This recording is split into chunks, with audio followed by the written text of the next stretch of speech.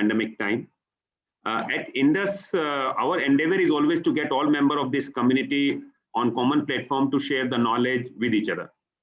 I strongly believe together as a community, we all can make difference in our digital transformation journey by sharing this knowledge. We all are taking various initiatives in our respective companies, and by sharing, we all can learn and best practice of each other. We don't need to go here and there to share the best practices. By coming to this common platform, I think we can learn from each other a lot, as we are doing a lot of activity in our respective organization. To keep this objective, today we have 3 presentations. The first presentation is by McKinsey, where Mr. Hariharan, who is associate partner, will be presenting use of advanced analytics in oil and gas. The second presentation is by Dr. Nicholas, who is a senior director, innovation, technology, and strategy at SAP. And he would be presenting on higher automation enabling organization to do more with less. And the third presentation in this series by Indraduman Datta, who is Deputy Chief Digital Officer, Kane Oil and Gas, on Kane's digital journey with SAP technologies. So without coming in between, I request Mr. Hariharan to start his presentation on use of advanced analytics in oil and gas. Thank you.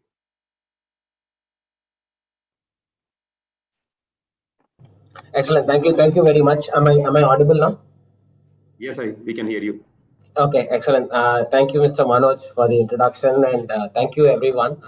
It's a privilege to be among some of the movers and shakers in the industry who are trying to kind of harvest the next frontier for value creation in oil and gas using digital and analytics. So I'll introduce myself. As Mr. Manoj mentioned, I lead our Southeast Asia oil and gas practice, and I also lead McKinsey's service line and analytics in digital.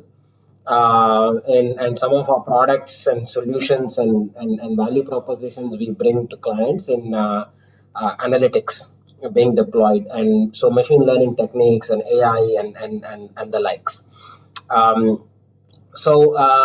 In the time today, I was hoping to share a little bit around the context behind the use of analytics and where some of the industry has come to in this regard, and also particularly having come to a certain place, what are the techniques being used, or rather what are the methodologies being used, and how is the adoption picking up, etc. I am a sort of downstreamer by background, so I usually tend to speak more in refining terms and petrochemical terms, but I realize that there is equal, if not equal application in upstream, and upstream is also a place where you can exert levers to make very large, significant, meaningful margin improvements and EBITDA improvements on a per barrel basis. So I will also touch upon a little bit of upstream, but I'll also have downstream examples, and happy to engage. But I just wanted to caveat that upfront. So that said, maybe I'll share a few pages on the back of this context. I will end a little bit with learnings on how adoption has succeeded or failed. As one of my clients put it, there are more pilots than Lufthansa in my company, which means that essentially most companies are stuck in pilot purgatory. So how do you escape from pilot purgatory, and how do you get into scaling and replication of the analytics so that you can get out of this vicious cycle? So there is a few important learnings on that also, which I will use to end this discussion. Please feel free to have any questions. So Manoj, I don't know what's the format of Q&A, but happy to take any format of Q&A as we are going through this. Yeah. So if you have any question, you can put on the the messaging section. I think then we would be able to take those questions. Yeah. Thanks. So I'm going to just project a set of pages. Can you see my screen? Yes. Can you go to the? Yeah, that's it. That's good. Okay. I just wanted to start with one context. You see, COVID created some ripples and all that, and we've had challenges in margins in 2020, but pickups have happened and all that. But Asian refining, for example, and this is the case in upstream, this is the case in petrochemicals and all that, but just as a sample, right? All industries are facing a bit of turbulence in oil and gas because more of the transition, not just the local dislocation because of COVID, right? And in the refining example, what I was keen to highlight was it is happening, right? Very much. There is a challenge in Asian refining. Margins are at a stretch. Most companies are not able to make healthy margins that they used to make, and there is an overhang of capacity coming online, right? And so I wanted to start with the statement saying what is the imperative and why companies are trying to do digital as well, right? And this is a starting point of a story on why they are trying to do digital. So there has been a stretch in margins, and this example shows on the top chart, regardless of COVID, why there is more refinery capacity addition compared to demand addition. So in Asia, for example, there is 2.5 million barrels of capacity addition while demand increases not so much. This is agnostic of COVID, right? And so even the margins which you typically do, and McKinsey models these on a regular basis, quarterly basis, you will see that margins keep getting strained again, regardless of COVID, right? So this is an important imperative in the industry, right? Because of which there needs to be a little bit of recognition on how to get to the left of the cost curve, how to get to the left of the margin curve in order to be a surviving and thriving player in this regard. I won't spend too much time on petrochemicals, but the same thing is going on, right?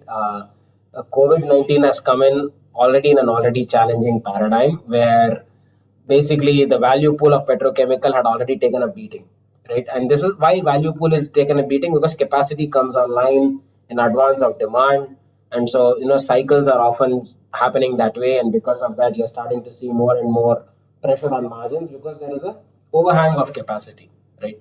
So that's another important context because of which, many sectors are hurt, right? Particularly, and again with COVID-19, some of the petrochemical sectors got even more hurt. Some have neutral impacts like packaging, while some other sectors have had deeper impacts, as a result of which chemical chains also got impacted, like polyethylene, etc.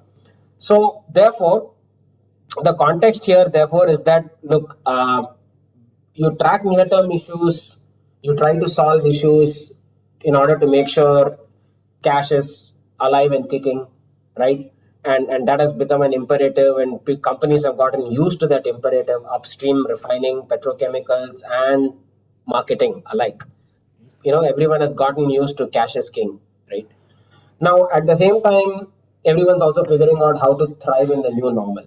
Now, we believe in McKinsey that digital will give you a massive edge in doing this, which is really the context setting for digital, because cash creation and sustainable cash creation can happen through digital and analytics particularly.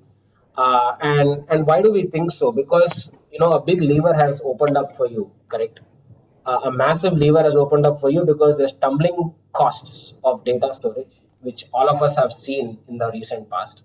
And there is rapidly expanding data availability and even homogeneity of data. All companies are facing issues in data consistency and homogeneity and governance and structures, but by and large, it is being tappable, it is being usable, right? So that is the curve you see on the left, right? All the way from the 80s up to now, there is a massive uptick in the availability and a massive tumbling in the cost of compute and processing of the data, storage and compute of the data.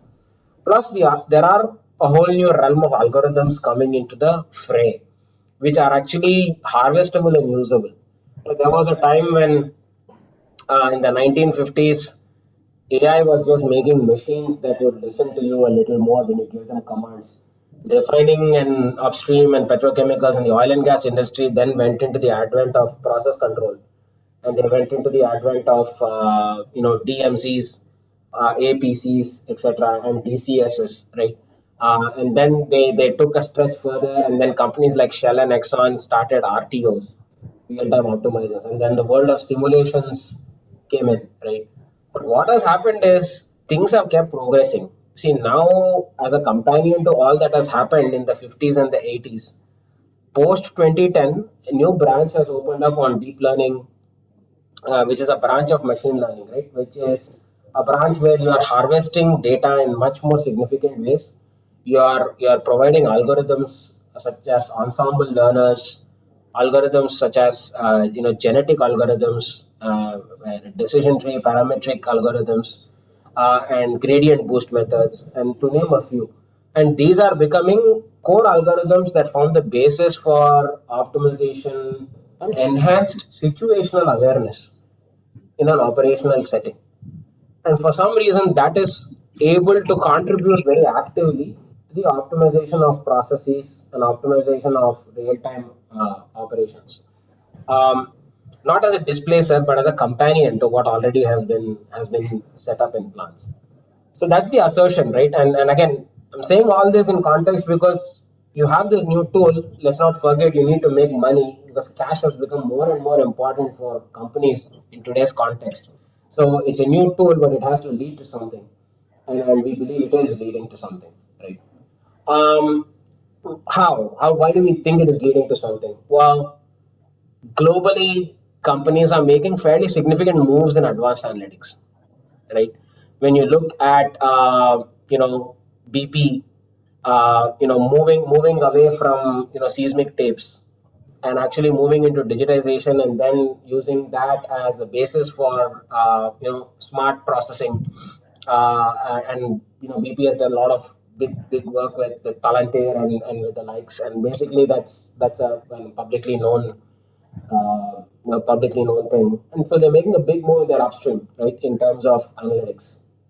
Total, the same way, right? Both in terms of a drilling program, but also in terms of upstream transformations in the UK business, in part of the European business. There has been a significant amount of uptick in using analytic solutions as part of their upstream value chain. In major projects, you've seen some pretty significant advents happening, and digital twin, for example, has started to take more and more prominence. And again, analytics is a part of this, right? It's not that you create a twin for the sake of a twin. People are able to conduct analytics upon the creation of twins. And what we are now seeing in major project development, companies even picking up analytics to in the engineering domain, which means pre-FID. How do you use analytics intelligently to improve concept creation, improve concept generation, improve concept maturity, and how do you harvest prior developed concepts, cost information from that, and reel them back into your concept generation work in order to make sure you generate more and more smart concepts. That's happening as we speak, and we are actually serving companies that are doing such initiatives. Um, Operations. Well, I'll talk about operations in upstream on this page, but then besides upstream, there is operations in refining as well, which is taking up analytics in a big way, right? And we'll cover refining in a minute. But upstream is doing a significant amount of subsurface analytics for sure. On top of which, optimizing for slugging, optimizing for water cut, optimizing for overall portfolio optimization of gas fields or oil fields in order to keep in mind plant constraints, how to prevent liquid loading. So a lot of use cases are being pursued by companies in operations and production in upstream. And in refining as well, there is a much larger proliferation, I might argue, of analytics coming into the fray in terms of operations optimization. And in refining, it's a you can imagine how they can be, right? The optimization of a single unit, which is somewhat like an RTO, not exactly like an RTO, but somewhat like an RTO, or optimization of an envelope of units is happening quite rampantly. Right? So that's kind of a summary of where analytics is proliferating significantly. And so, as I was saying earlier, I'm a refining guy. So I'll probably now dwell into some more examples on how it's proliferating on a refining sense, but I'm happy to step back regularly to also touch upon the upstream side of things in analytics. Right? So if you look at refining, one way to think about it is where is this value? And I'll keep going back to value because I think we are no longer at a time where major investments and major commitments can be made without having a value case very clearly established. Because frankly, the appetites are low given how strained the industry is. So you always need an appetite, a business case, right? And you need to fund your own journey. So we feel in refining, for example, journeys can be funded, self-funded for analytics programs. Here you'll see an example of a third quartile refinery on the left column, which is a 200 kbd refinery, right? And if you look at that refinery, the delta you see from going from their Q3 level to a Q1 level roughly represents around $2.50 per barrel, and you'll see that at the bottom in EBITDA terms, and that's made up of a composition of yield energy throughput and then some other pieces on personnel related costs, etc. But by and large, yield energy throughput, and so that those rows are adding up to the $2.50 per barrel that you see at the bottom. What's interesting is as we work with these clients, with this particular client, and then we worked on a digitization roadmap, it soon became very apparent that the movement on the digitization will be as significant as moving from Q3 to Q1. So if you already moved to Q1, a Q1 can move an equal amount, right? Almost $2.50 per barrel. So this was a very salient learning, right? Now, obviously, these deltas in value creation will be different for different refinery contexts and settings. I just wanted to emphasize that particularly with yield energy throughput improvement, some significant upticks can be made. In our mind, if you apply analytics, you could aim as bold as $1 per barrel, if not $0.50 per barrel conservatively in terms of value creation. If you want to deploy 10 to 20 solutions, you can aim for half to $1 per barrel uptick in your refining operation. I myself have been serving a few clients where this has been made possible, right? In terms of value creation, financially auditable value creation, right?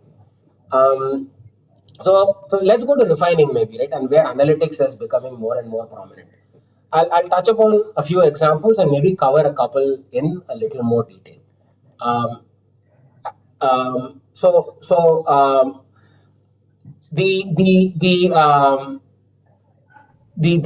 I'm looking at the chat. If there's any questions, I observed some chats.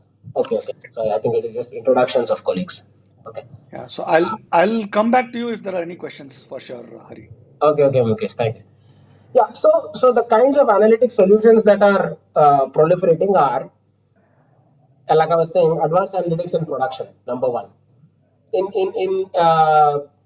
a low utilization world and in a world where margins are low, how do you run the asset for maximum profitability? So those use cases are becoming more and more prominent, right? We'll discuss that in detail. There's a deep dive on that we have prepared.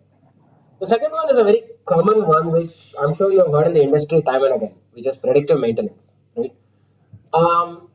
I think it's good to look at it, but I think the main thing that we will say is right now the solutions have moved beyond predictive maintenance even to prescriptive maintenance, which is predicting the signals is not as important. How can you harvest analytics to take action from a maintenance perspective? The other use cases below 1 and 2 are frankly not so much on analytics. They are more on the digital side, right? But this in a nutshell, 1, 2, 3, 4, 5 are representative of the kind of digitization use cases that are going on in the refining world, right? So now I'll touch on these two items, 1 and 2, with a little more detail. Yeah. And then please interrupt if any questions.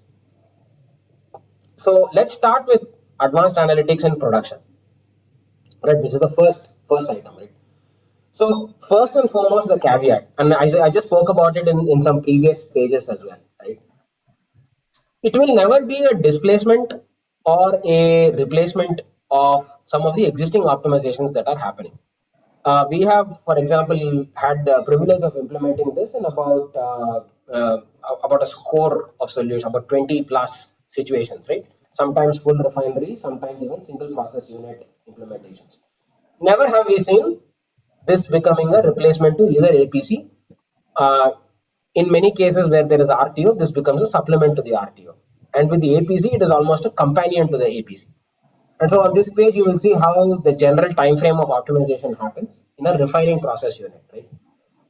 At a monthly level, you have the crude optimization, which is done by Aspen, PIMS, and LP, and so on, right? And as and when you get more and more closer into time horizon 0, which is your operation run month, while you are getting into more and more sophisticated tools, right? with more and more time texture. For example, scheduling tools like Orion or APS and tools like that, or even in-house tools, right?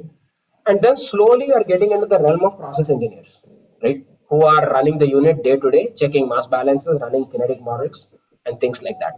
And then slowly you're getting into the shift by shift and the minute by minute, where you're starting to look at control engineers, APC and RTO. So we feel that advanced analytics sits somewhere in that cusp, basically.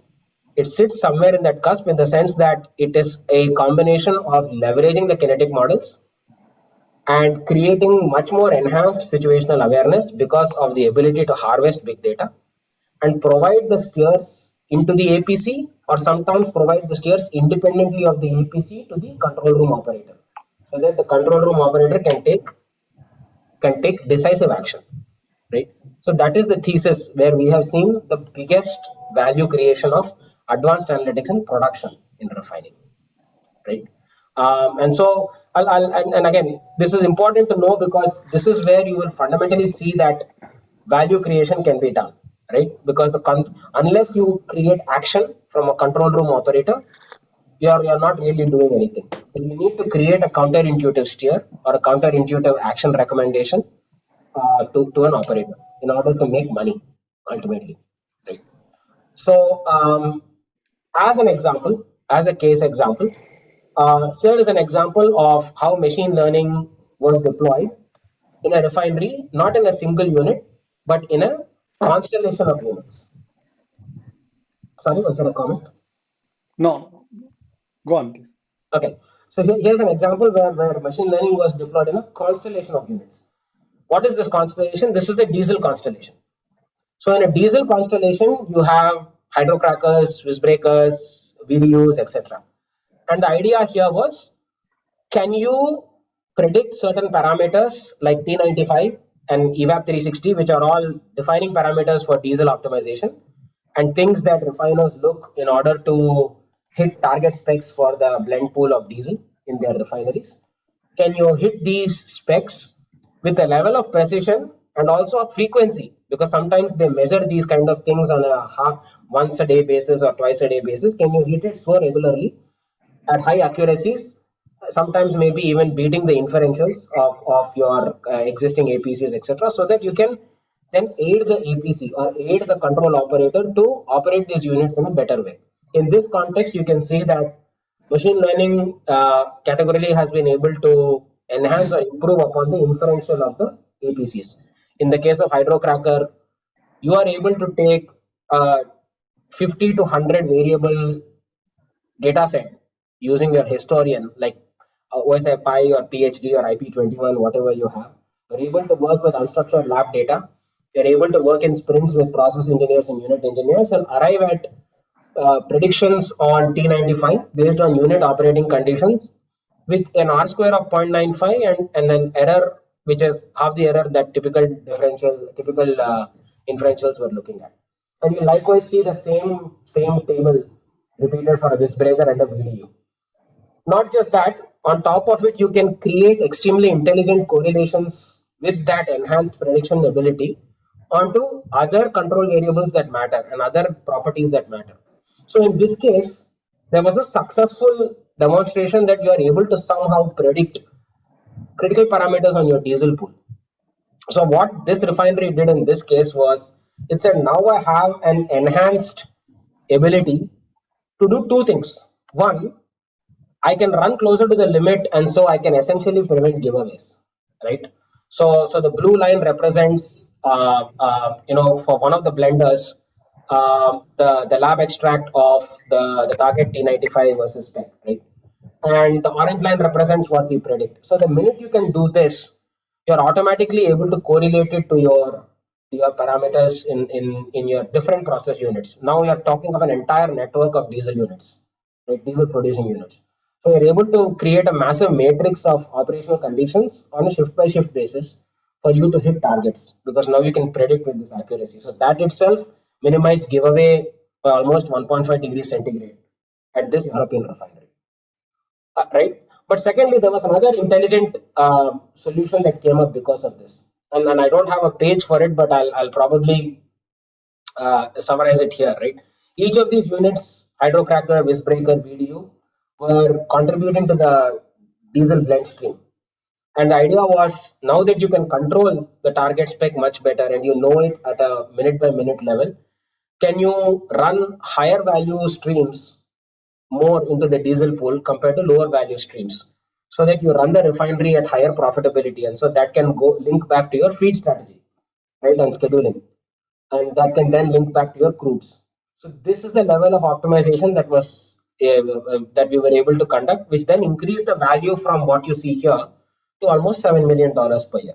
So this is a simple example of a situational awareness improvement through, and here we used sort of genetic algorithms, and we used a couple of algorithms called gradient boost methods to do the predictions and to also create optimizers and equations, all done in conjunction with process engineers, right, to create this value creation story in production.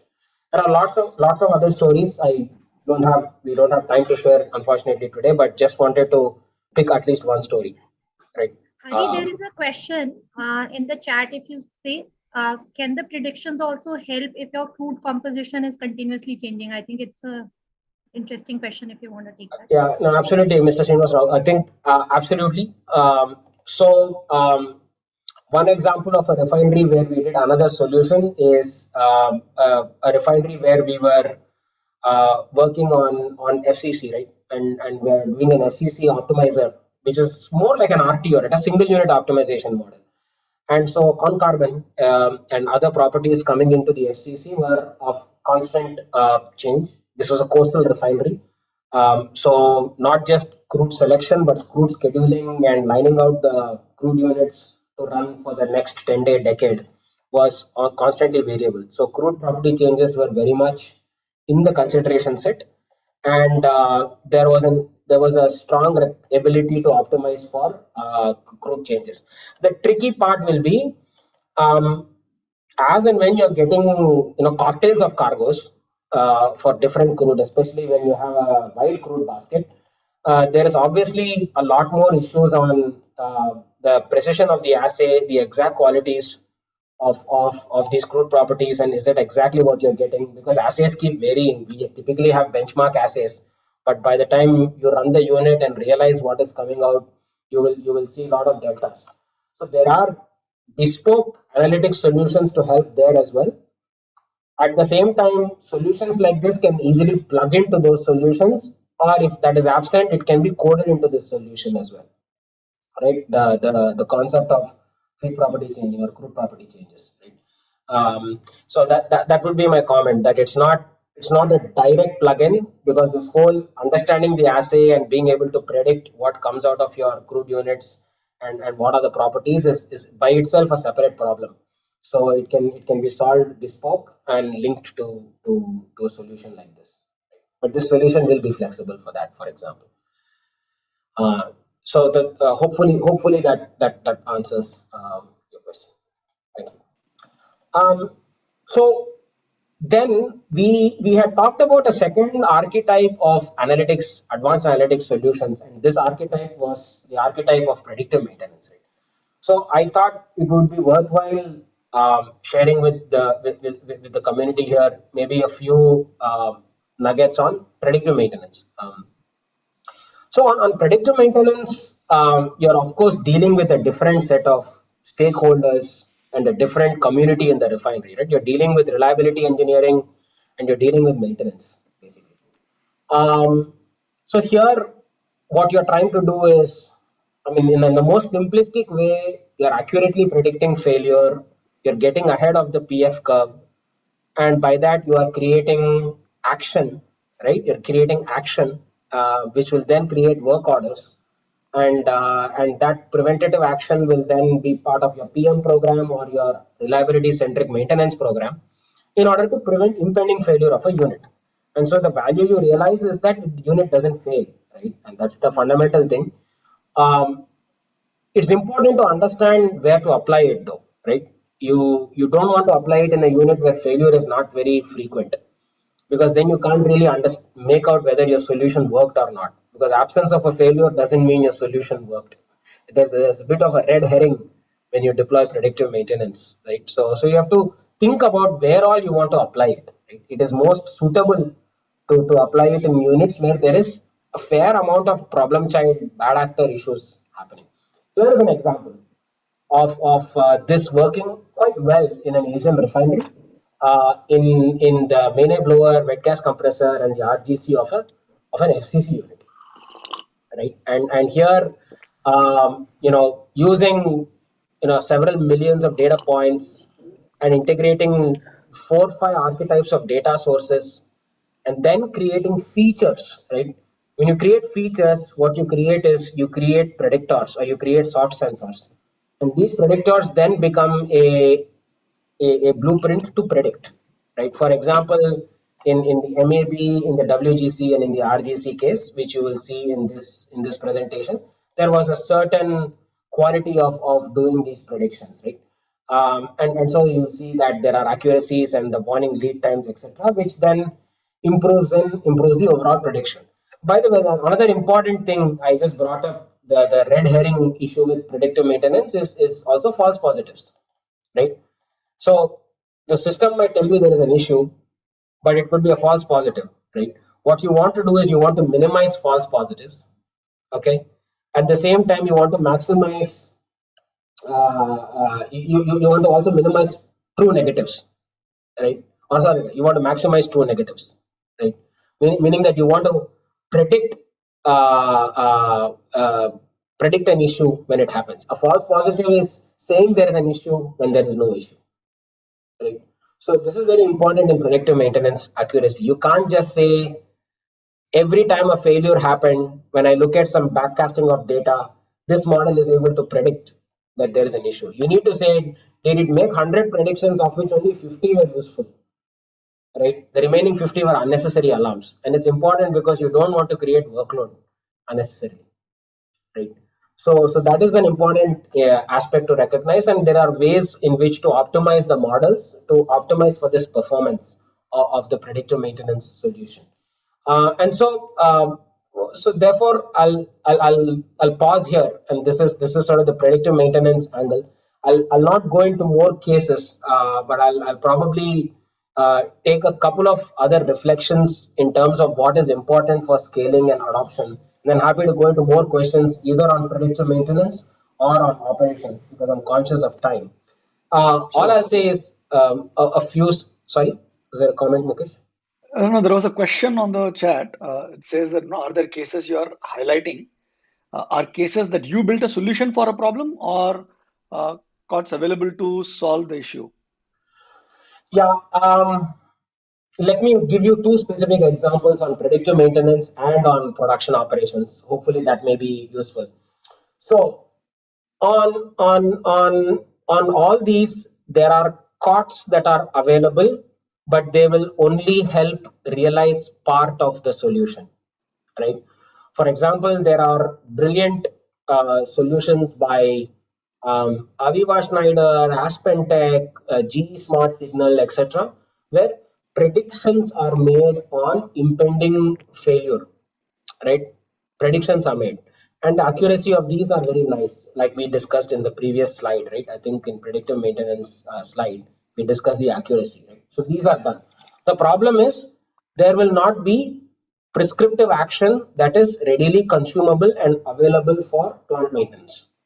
So in order for prescriptive action to then become easy to consume, you'll need to do another half of the solution, which is around linking failure modes. So creating a sufficient enough library and ontology of FIMIAs, and then creating smart links between the failure prediction and the library of actions so that you can act.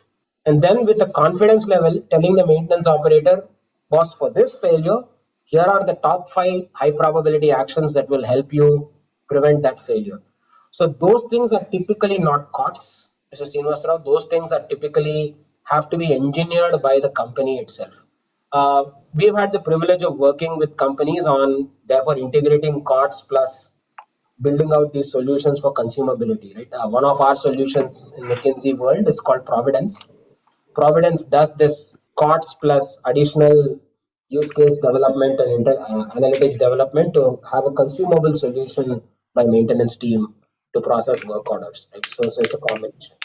And there's a similar analogy even in production. There are prediction vendors, etc., but typically cost is probably even less prominent in the production world. You would have to build it more bespoke. Why? Because in the production world, you need to have customization to your process a lot more. You can never take an FCC and then slap it exactly on another FCC and say it is the same FCC.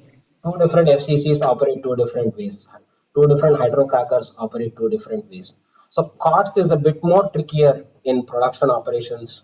Probably more so it happens in equipment analytics like maintenance, but there also I would argue it is around 60% of the solution. I would say there is still a 40% where you need to develop it yourself, and that's where we have also helped clients develop it basically. Yeah. So just to maybe round out on a few reflections, stepping back from all this, I think technically speaking, therefore, there is enough happening in the world of maintenance and enough happening in the world of operations where analytics can be deployed with this value mindset, right? With the mindset of funding itself rather than becoming a massive indulgence in capex, right? But where I would like to take the next realm is success rates of these transformations. You don't want 3-4 pilots, right? You want this to be pervasive to your refinery so that you can get $1 per barrel, or you want it to be pervasive in your upstream operations so you get Hi, Shiva. a 2% production uptick or 15% cost reduction, right? Production efficiency. So scaling is important. So one of the important issues we are noticing is that, look, when it comes to transformation and scaling, there have been more. So I will stay logged in, but I'm actually using my personal computer for logging in here. My SAP laptop, I'm logged into the oil and gas SIG meeting. So Mukesh, just in case if there are any issues, you will drive the Mukesh, can you put yourself on mute? Mukesh, can you put yourself on mute, please? Sorry. Yeah, so failure rate is very high. We don't see very high success rate, by the way. And it's this is a dated survey, but things have not really changed. Digital transformation success rates have been more on a pilot basis rather than a pervasive at scale basis. And by and large, we are noticing that companies are stuck in what you call pilot purgatory. So you will see that people start, 78% of the people start and they get stuck in pilots. Around 20% are able to truly scale. And so therefore people who just start, the time they spend in pilot purgatory is by and large 1 to 2 years, after which they abandon the program.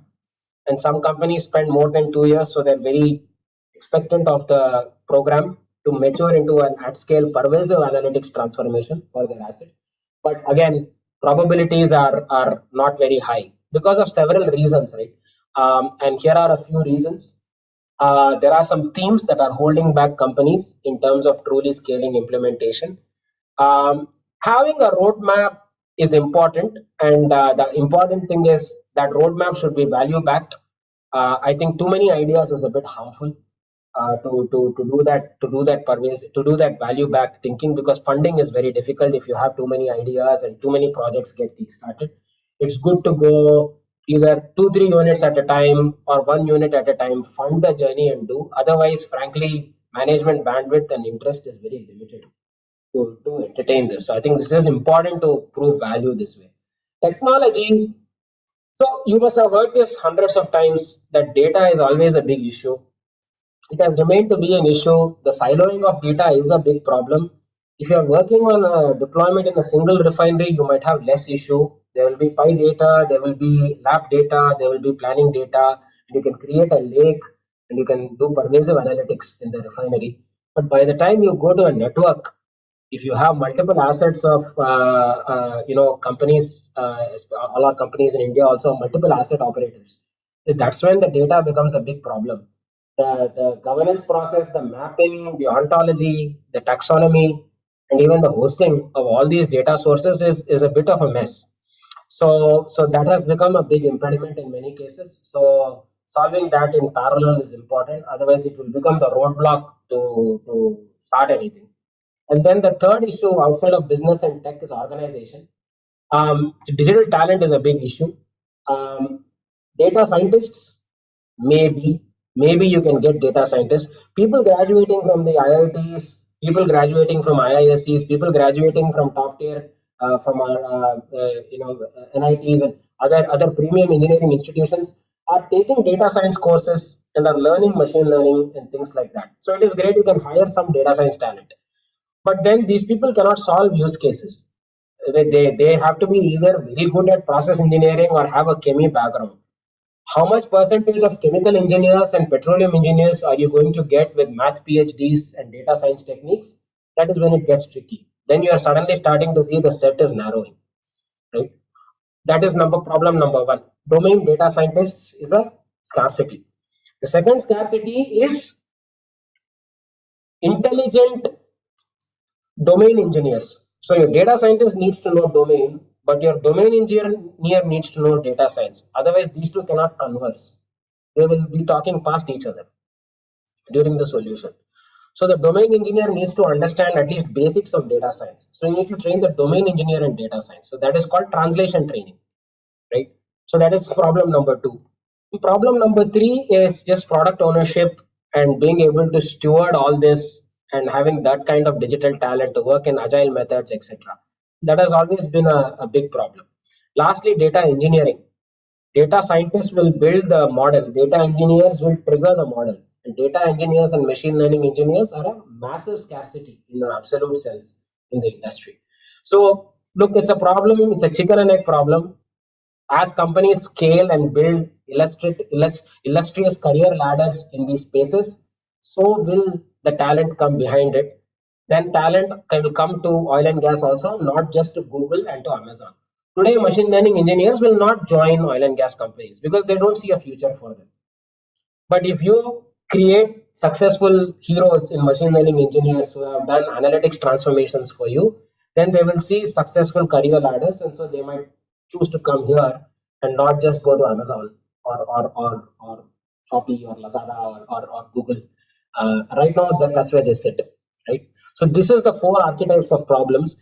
We are working with companies to create capabilities on all these things and hiring and all that, but it remains to be a big problem. And lastly, adoption. You can't install a solution and expect the frontline to willy-nilly just start using it, right? First of all, the frontline, if you take the analytics and production, the frontline guy has no bandwidth to take a new set of inputs, digest it while not screwing up the unit. Pardon my language. The frontline remains always in a high tension mode, right? They want to keep the integrity of the unit. They want to keep the reliability of the unit. They have their 4 or 5 target KPIs for the shift, and so they are balancing that minute to minute, shift to shift, hour to hour. How do you create a low cognitive load, delightful way for them to take up this information and optimize the unit, right? And that's a real trick. So solution adoption recipes are very important, and then sustaining it. They should not get fatigued by it. They should be using it week over week over week, and that itself becomes a very big challenge. So there are techniques, recipes to do that on frontline adoption, and even process engineer and technical department adoption of these solutions. Right. So this is in a nutshell why there is impediment. And we think the impediment is very real, and there are many lessons learned through these impediments. So the more you can work on these impediments and unblocking them in parallel with the impressive technical solution, a higher probability for you to scale it more pervasively, as opposed to creating 2-3 brilliant solutions and dusting your hands off. Because then you're not going to get $1 per barrel. You're going to get 5 cents or 3 cents per barrel. I'll pause here for any questions, but thank you for the time today. So if anyone has any question, I would request you to kind of drop it in the chat, or maybe you can unmute yourself. or raise hand, and I can call you out, just so that we avoid any confusion.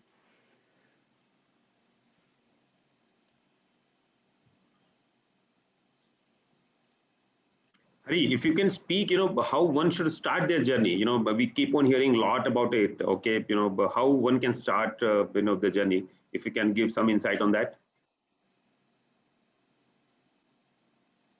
You're on mute, Hari. Sorry, Manoj. Thank you for the question. Yes, I think it's a good question, because I think a huge amount of the roadblock or the speed breaker is that, which is how do you get started. Some problems that are here on the lessons learned, in fact, apply to starting, right? One of the most important ones is use equals value, right? So in most cases, when and I'll be very frank and upfront, right? We are a company that provides advisory and impact partnership to our clients, right? We either advise our clients or we just partner with them in impact and go with skin in the game. That's how we operate. So we have been in umpteen number of conversations with our clients on this, and we often notice that number 2 on this page is often thrown out as one of the challenges. Number 4 is thrown as a challenge, which is, this is a black box, is this real, right? And number 7 is thrown as a challenge, saying we are already doing it, right? So I would not oppose those challenges or resist them, particularly because let us accept that the engineers in oil and gas, the control engineers, the operation engineers, the petrophysicists, the petroleum engineers, chemical engineers, they know their deal, they know what they're doing. You're not going to give them anything they don't know. You're not going to violate the laws of physics and chemistry by giving them a data solution, right? So in many ways, the idea is to be a bit patient, to give enough number of cases where it has worked and allow them to speak to the translator and the data scientist who has done it in another situation. Not necessarily to project management, but particularly to the data scientist and to the translator who has done it. They will tell you how they create sharp plots, how they prevent overfitting, how they eliminate situations which are too good to be true, and so how they engineer a solution. I think engineers will pick that up, and they will start creating some association with that. Number 1, in my experience. And number 2, do all this in small scales. Don't starting with a big bang is, I think the industry started digital with a big bang in the time period between 2015 and 2020, and it didn't work, frankly. Too many big bang programs haven't worked. So it is better to make a decision, a top-down mandate, to start it in one unit, in one envelope, in for one problem statement in a field. Maybe there is a multi-well optimization problem on choke settings in an upstream case. Maybe there is a hydrocracker or a coker or an FCC or a diesel envelope optimization in a refinery. Just pick that up and do it. The only problem is, it just make it very clear that this is not yet another POC toy. Have a mature discussion about how to programmatize this as you are building the POC, and then build it. But to get started, I think like it or not, Mr. Manoj, I think it is going back to starting small, right? I think that we are not finding it very prudent to say, because you shouldn't have pilots, just start with a big bang, right?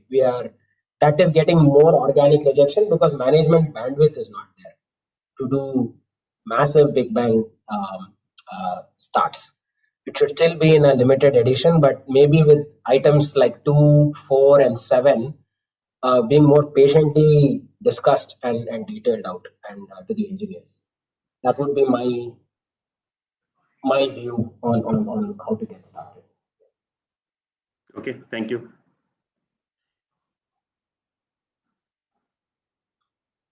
Happy to take any other questions from colleagues now or offline. My colleague Pooja also shared a chat message. If there is any interest for any clarification or discussion, please do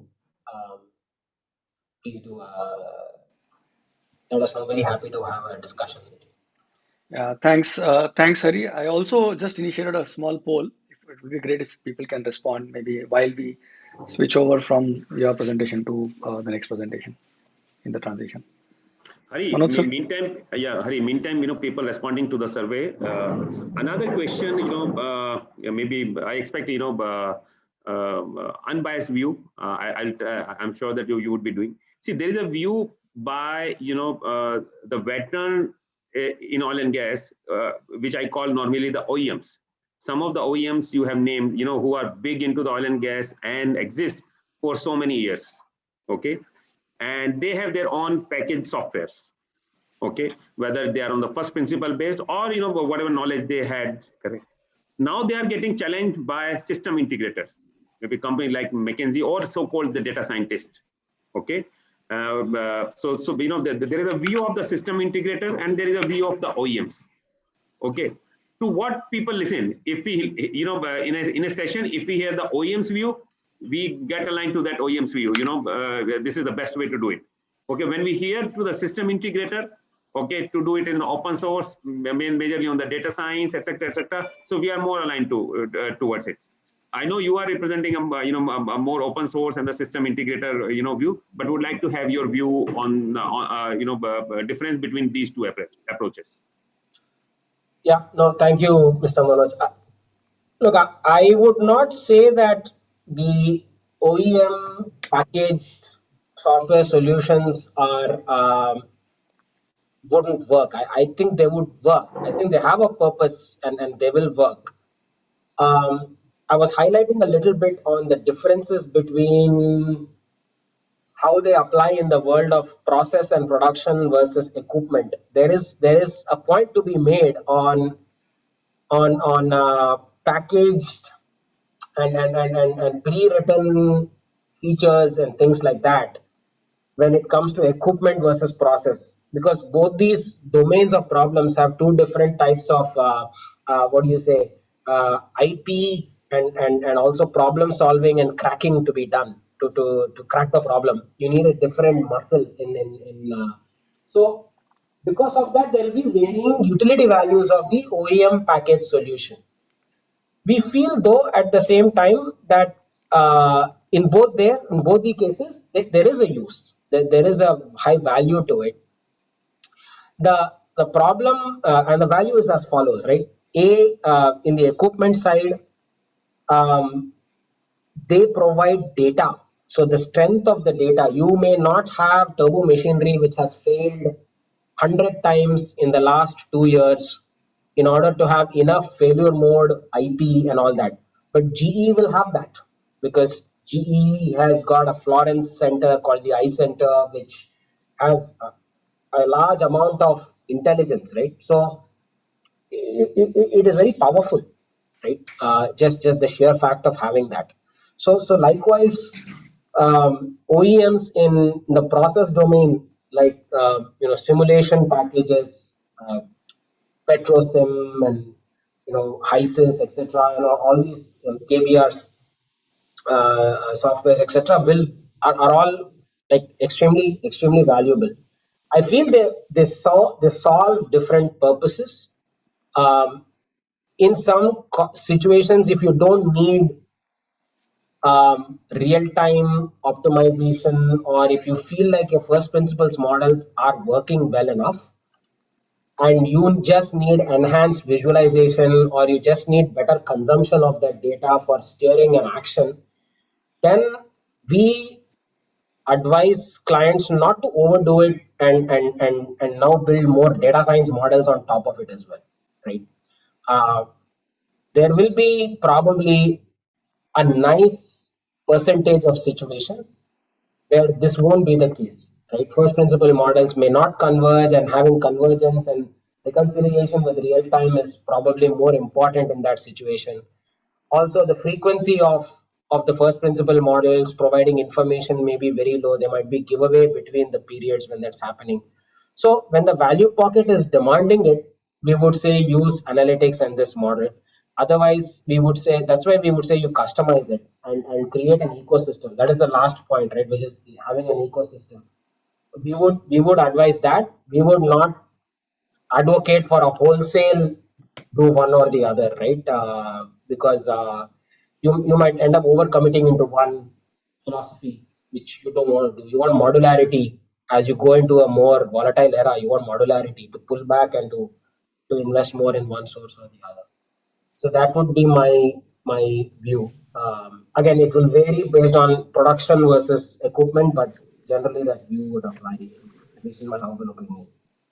So, Hari, there is a question on the chat from Mr. Atul Rastogi. So he says, is there a checklist that you can share which can be used to decide which use cases should be taken up for implementation to ensure good success rate? Yeah, that's a great great question. We happy to have an offline conversation and share our views. We different companies have done it in different ways. Wherever we have had the privilege of assisting companies in this part of the journey in prioritizing use cases, we do have frameworks, checklists, and some tools as well. I mean, at a very basic level, I would say there is a value piece, which is, are you in a value pocket or are you in a pocket where there is no value, right? For example, yeah, I mean, if you are not going to get enough more value by increasing the RON barrel, then if you're already swimming in octane, then don't do a use case there, right? So there's a value thing, which is almost an obvious statement, and that you would do that anyways, right? You would not go for a unit where there is no value. There are 2-3 other criteria that come over and above value. I would say keeping value as like number one. Number two would be, what is the value of clairvoyance? What is the value of prediction? Is there a value in solving for prediction? And there is an inherent answer there, right? If you don't need to predict, then don't predict, right? So there is we determine that as well typically as we are prioritizing. The third criteria we often use is, what is the value of mitigating or managing volatility, process volatility, right? Is there a value in solving the problem that system that you're optimizing is very volatile, and you want to be able to track that volatility and be able to act intelligently in short intervals? And then lastly, there is feasibility considerations on data availability, architecture availability, etc. So these would be a very simplistic way of summarizing them, Mr. Atul. But happy to separately discuss on more nuanced framing that we have used to do the.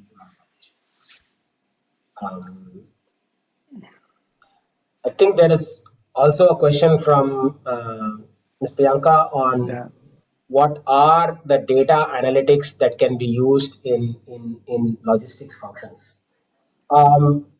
Yeah, we've definitely seen quite a few in logistics functions.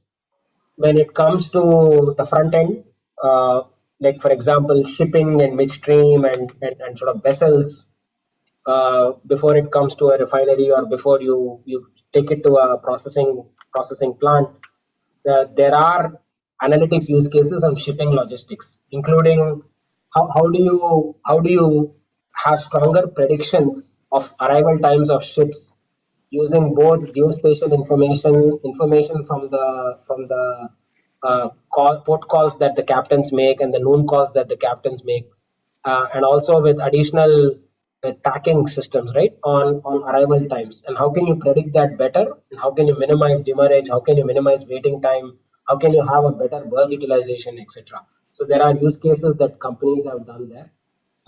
We have supported people in LNG world there, in fact, to track ships in order to find out where there are distressed cargoes, and can you tap into that in order to have an even lower cost LNG cargo you purchase, right? So we have done work around that area. In the downstream side, after refining, after processing, primary logistics and secondary logistics, there I think there are use cases, but they have been there for a while, right? Truck optimization, fleet optimization, milk run network optimization has been a thing that has happened over a period of time. There I would not say it is new age, but I would rather say the tools have gotten more and more sophisticated. So you can have much higher accuracies, much better program optimization models that are being built, right? For more and more complex networks and non-linear algorithms being built, right? So I think that would be my summary of kind of solutions that we are noticing in logistics. I am conscious a little bit of time. I think we may have landed close to a few minutes, but then I'm also very encouraged to see the survey that, that there are colleagues who have good interest, and hopefully colleagues who have not yet seen the value, or maybe they've not yet seen it, or maybe they have not yet seen the value. In either case, hopefully there are opportunities to explore this. We're happy to have conversations. No, I think thank you, Hari. It was a good insight about this advanced analytics, and I think most of us have major worry on how to identify, the use cases. There's a more problem statement rather than, getting the solution of that problem statement. So yes. I think that's the biggest, task for any organization to identify the right use cases around advanced analytics. Yeah. So maybe we'll approach you, in getting that insight. So thank you very much, Hari, for sparing time for us. And on behalf of INDUS, I thank you, Pooja, and entire McKinsey team. Thank you very much. Thanks very much. Have a nice day, everyone. Yeah, thank you. Thank you. So now we have a presentation by Dr. Nicholas, who is a Senior Director, Innovation, Technology and Strategy, Asia Pacific at SAP. Over to you, Dr. Nicholas.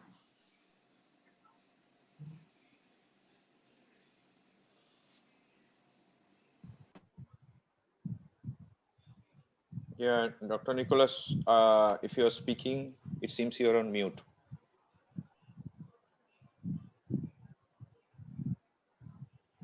Thank you. Yeah, just taking myself off mute. So thank you. And thank you, Harry. That was a very insightful presentation. I think everything that you shared around analytics, data science, are things that we're seeing as well in our practice. So hopefully during my presentation, you're going to see some of these topics arise. And the way I'm actually going to present is based on, where we're seeing the value of our solutions in SAP and how we're supporting customers. I'm giving it a bit of an oil and gas flavor, but at the same time, it can be applied across all industries because I'm looking at automating a lot of the capabilities. But there's this term hyperautomation. I'll go into it a little bit more moving forward. But I think one of the key things we need to understand, especially in the current way the world is moving, is the potential of some of these technologies, right? So people used to talk about artificial intelligence being the future. It's no longer the future; it's here and now, right? And we're looking at being applied in supply chain. At least 50% of companies by 2023. If anything, these I guess surveys and we even see that from Gartner and McKinsey were done prior to COVID. I think what COVID has done is accelerated some of these items, right? So advances in supply chain, it's starting to accelerate things like the Internet of Things, machine learning, being able to track and being able to give the best route for particular items. We're starting to see a lot more. Procurement. The whole idea of being able to simplify your finance, accounts payables, accounts receivables, the way we pay, connect vendors. This is an area which is increasing significantly. I'm seeing a lot of that, and I'll talk a little bit about that with some of our AI business services, but a lot of potential there. And also, 50% finance, right? There's some real value there, especially around account closings, accruals.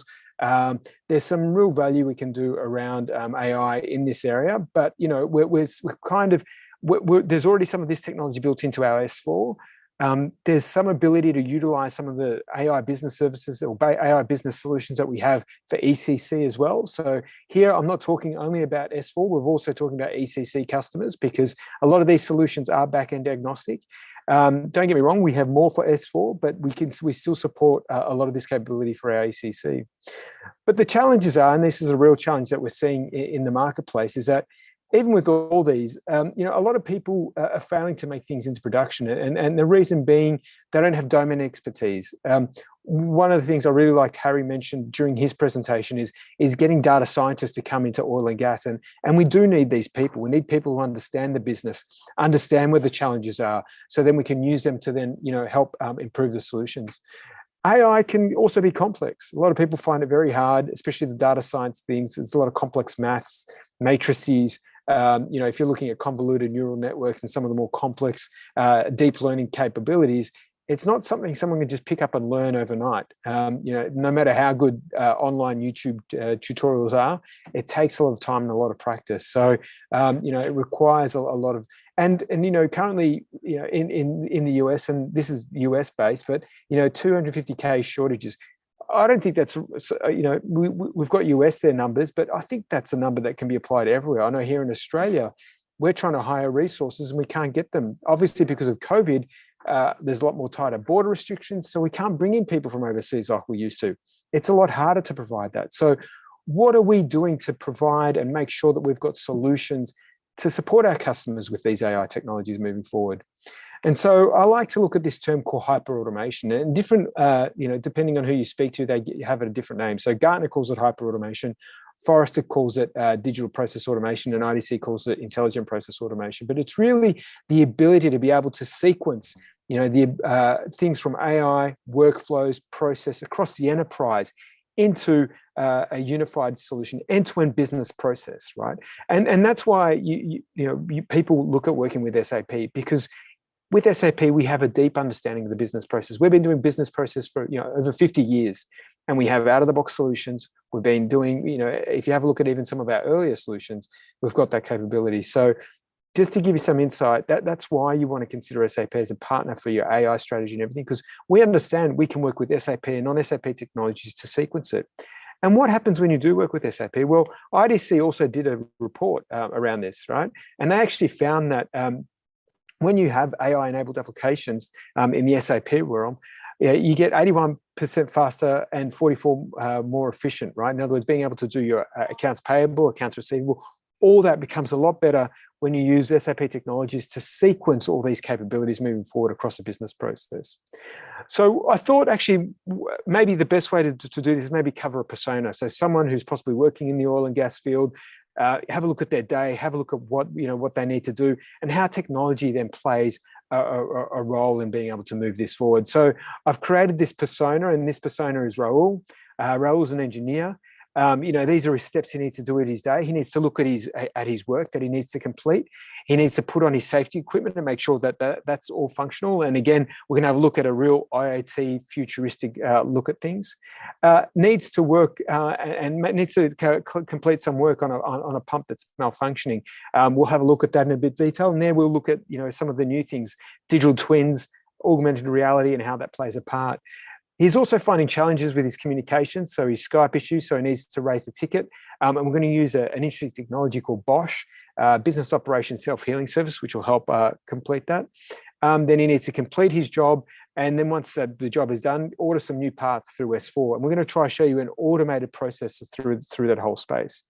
So the first piece I'm going to go over is a solution called WorkZone. And what WorkZone is, it's a solution which allows you to provide a central dashboard at the start of your day. So let me just quickly, what I'll do is I'll just quickly end my slideshow and actually show you it working in real life. So this is a WorkZone application. And what you can have a look at here is I have a look at different things. I can have a look at operational issues in the field. I can have a look at live streaming from different areas. I can integrate with third-party tools. So if you're running Azure or if you're running other Microsoft things, I can have a look at all that detail here directly in WorkZone. No need to jump out of it. I can look at it directly here. I can have a look at how my transformation is going. I have access to my workflow all through the central page, and I can actually access or I can actually execute these on the page as well. I can have a look at my pay statements diary. I can have a look at how different machines are operating in the field. If I've got ServiceNow as well, I can integrate with ServiceNow to have a look at the open tickets around ServiceNow. Now, what WorkZone is, I like to think of it as almost like the Facebook for your enterprise, a unified dashboard that allows you to look at the whole operations in one single screen. We've got a lot of things in here, and I'll just talk about a few. If you want to have a look at your standard SAP Fiori screen, so this doesn't replace the Fiori Launchpad, it complements it. We've still got the Fiori Launchpad here. If I go into applications, as you can see here, I've got all my standard Fiori Launchpad capabilities on here, and I can go into my S4 system, have a look at all the different information, and have a look at all the different workflows as well. I can also tightly integrate with SuccessFactors. I haven't got it in this particular demo, but I can plug into SuccessFactors and have a look at information here. If I want to edit this page, I can have a look at going edit. And I can then add any other controls that I like. As you can see here, it's got a widgeted approach. So what we can do here is we can actually go plus, and I can say add widget. Now, this is a collection of different widgets and capabilities that we can add. We can add everything, from workflow wizards, time off wizards, ServiceNow tickets, and this library keeps growing. Things from Google Drive, GitHub, ServiceNow, Jira. I've even seen a Salesforce card in here. So all these third-party technologies we can integrate into a WorkZone single interface, which you can access. So that's Nicholas. This is Mukesh here. I do not know whether it is just for me, but your screen is too small to read anything on the screen. Can anyone else confirm if they are able to read anything on the screen, or is it? Do others find it the text to be too small? If you can just zoom a little bit, that will be, I think. Okay, zoom. Yeah. A little more. Little more. Yeah, a little more. Yeah. Now it looks good. Thank you. Okay. No worries. Yeah, it looks good now. Yeah. Oh, good. I'm glad. Thank you for speaking, because we don't necessarily see that. But that's, as you can see, there's the screen again, but you can have a look at it in deeper detail if you like. And again, if anyone wants to have a look at a demo of this, let me know. We can go into it in a bit more detail. But that gives you a bit of a view of like a supervisor dashboard, which you can actually quickly put together using WorkZone. So let me go back to my slide to continue the presentation. Go there. Obviously, COVID-19 has introduced a lot of challenges, and what we're doing is we're working with some startups and some interesting people who want to, I guess, put their solutions on top of SAP.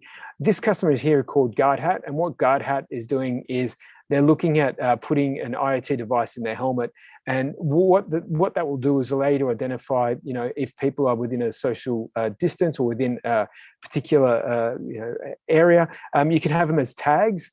We've got an example in Russia where they're using tags, and depending on where they are, it can then send out a notification to kind of help someone. But then there's also the idea of having, if there's no internet connectivity, it can then, it will then also do safety alert functions. So this is one of the, and real-time visualization as well. So if someone has fallen over or someone has an issue, you can quickly see where they are and go to them, as well as having all the dashboarding and access there. So the team at, and here it has a look at the trace as well. So if someone's touched someone and they've had COVID, then you can have a look at the map of where they've gone. So it's got all that capability built into the helmet to give you that kind of visibility. So this is one solution with a company called GuardHat that's looking at improving safety there. Another customer which I know around safety, or another partner, is a partner called Born Digital, and this is actually live. So this is a solution being used at a mining organization here in Australia called Newcrest. So what they do is they wear these Bluetooth bands, and with these bands, they come into the I guess the site. They sign on to an iPad and say, "Yep, this device is linked with me." And then we can have a look at, the band keeps traces of anyone it interacts with. So if there's a current breakout, they have total visibility of who's interacted with who and what the challenges are. So this is, again, using wearables in this instance to help, keep employees safe in field operations. So we've gone through the safety side, and now the next side is, where Raul runs into a bit of trouble because he's trying to communicate with someone. He's seen an issue, and he's trying to access his Skype. So what we've got here is the ability of our bot called Bosch. What Bosch stands for is Business Operations Self-Healing. And what this bot does is, it allows you to quickly type in and explain your problem. Now, we've done something very similar. We've developed a bot called Bridget as well, which, if you've got COVID-19 or people worried about COVID-19 or where they should be working from home or moving around, they can use this bot to ask questions. We've already got that pre-developed and predefined. All you need is the licensing to run the bot, and we can give you all the content for it. In this instance, where he's resetting the Skype server, he's sending it through. and it's actually talking to a non-SAP. This is ServiceNow, right? So what will happen is it will come back with a ticket, and it will generate the link. And, you know, if you're happy with the experience, you know, we can do the whole Qualtrics and explain how happy they are. And you can also have a look at the link, which then opens up the ServiceNow system. So again, it's how SAP and non-SAP solutions are seamlessly integrated to provide an easy, easy usability for our users in the field. Okay. To have a look at the way the process diagram, or I guess a bit of a business process diagram on what's working in the background. I've got this slide here, and it could be, it could be via chatbot, it could be via email. We use a technology called Service Ticket Intelligence, which is part of our AI business services. And depending on what's in there, if it's an email, we can use things like business entity recognition. It can identify if there's a ticket, an ID. It can then use it to extract it. Depending on how difficult the process is, if it's as simple as resetting a Skype server, we can get someone you can actually get an RPA bot to reset the Skype server rather than getting someone to do it. So we're keeping the high value functions for people and the low functions for bots, and then get a bit of survey response. So that's a bit of an overview of that. Then once he's done that, he's going out into the field and he wants to, look at a machine and have a look at the problems. Now, this is one of our new solutions called immersive reality. Now, even though this is with SAP, this year there was an innovation award with a partner called OMV, and it was based here in New Zealand. And they're actually looking at this digital twin technology to have a look at what processes are or where the challenges are with a pump. And what you're going to see is they're going to actually, he starts his work order here, and he has a look at the asset. And what we've actually done is it's having a look at the digital twin. So basically all the sensor information being pulled in is now put in over a 3D overlay. As he moves closer to the equipment, you'll see actually the 3D digital twin then gets overlaid to the real equipment. So you can actually look at real time the sensor information, capture information from what's coming from the sensor to what's actually being displayed on the screen is actually correct, right? To validate that something is real.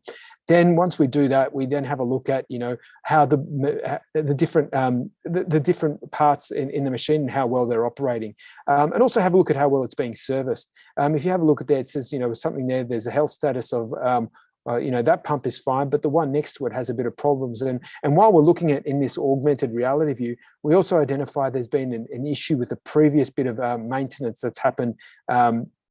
When they replace that part. So he's going to start looking at it, and you'll see it will start popping up saying, it's doing a bit of a visual inspection, making sure everything's there, and then it'll pick up that there's an issue, that something wasn't placed properly when it was last serviced. And then what we can do is, once it's restarted the inspection, as you can see, he's walking around, it's telling you how much % he's almost finished.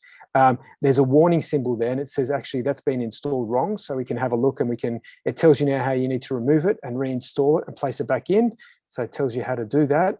And then it also says, actually this bolt here is put in the wrong spot. It should be in a different error. So you've got to make sure you've put it in the right. So as you can see, there's nothing there.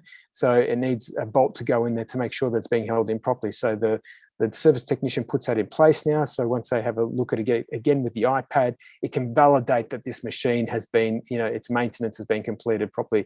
And this again, is quite important, because as we're getting new people who have never worked on this equipment in the field saying, I don't know, I'm not too familiar with this equipment, I'm a service technician, they can use this technology to help them walk them through I guess a work order, so they can quickly fix the machine moving forward.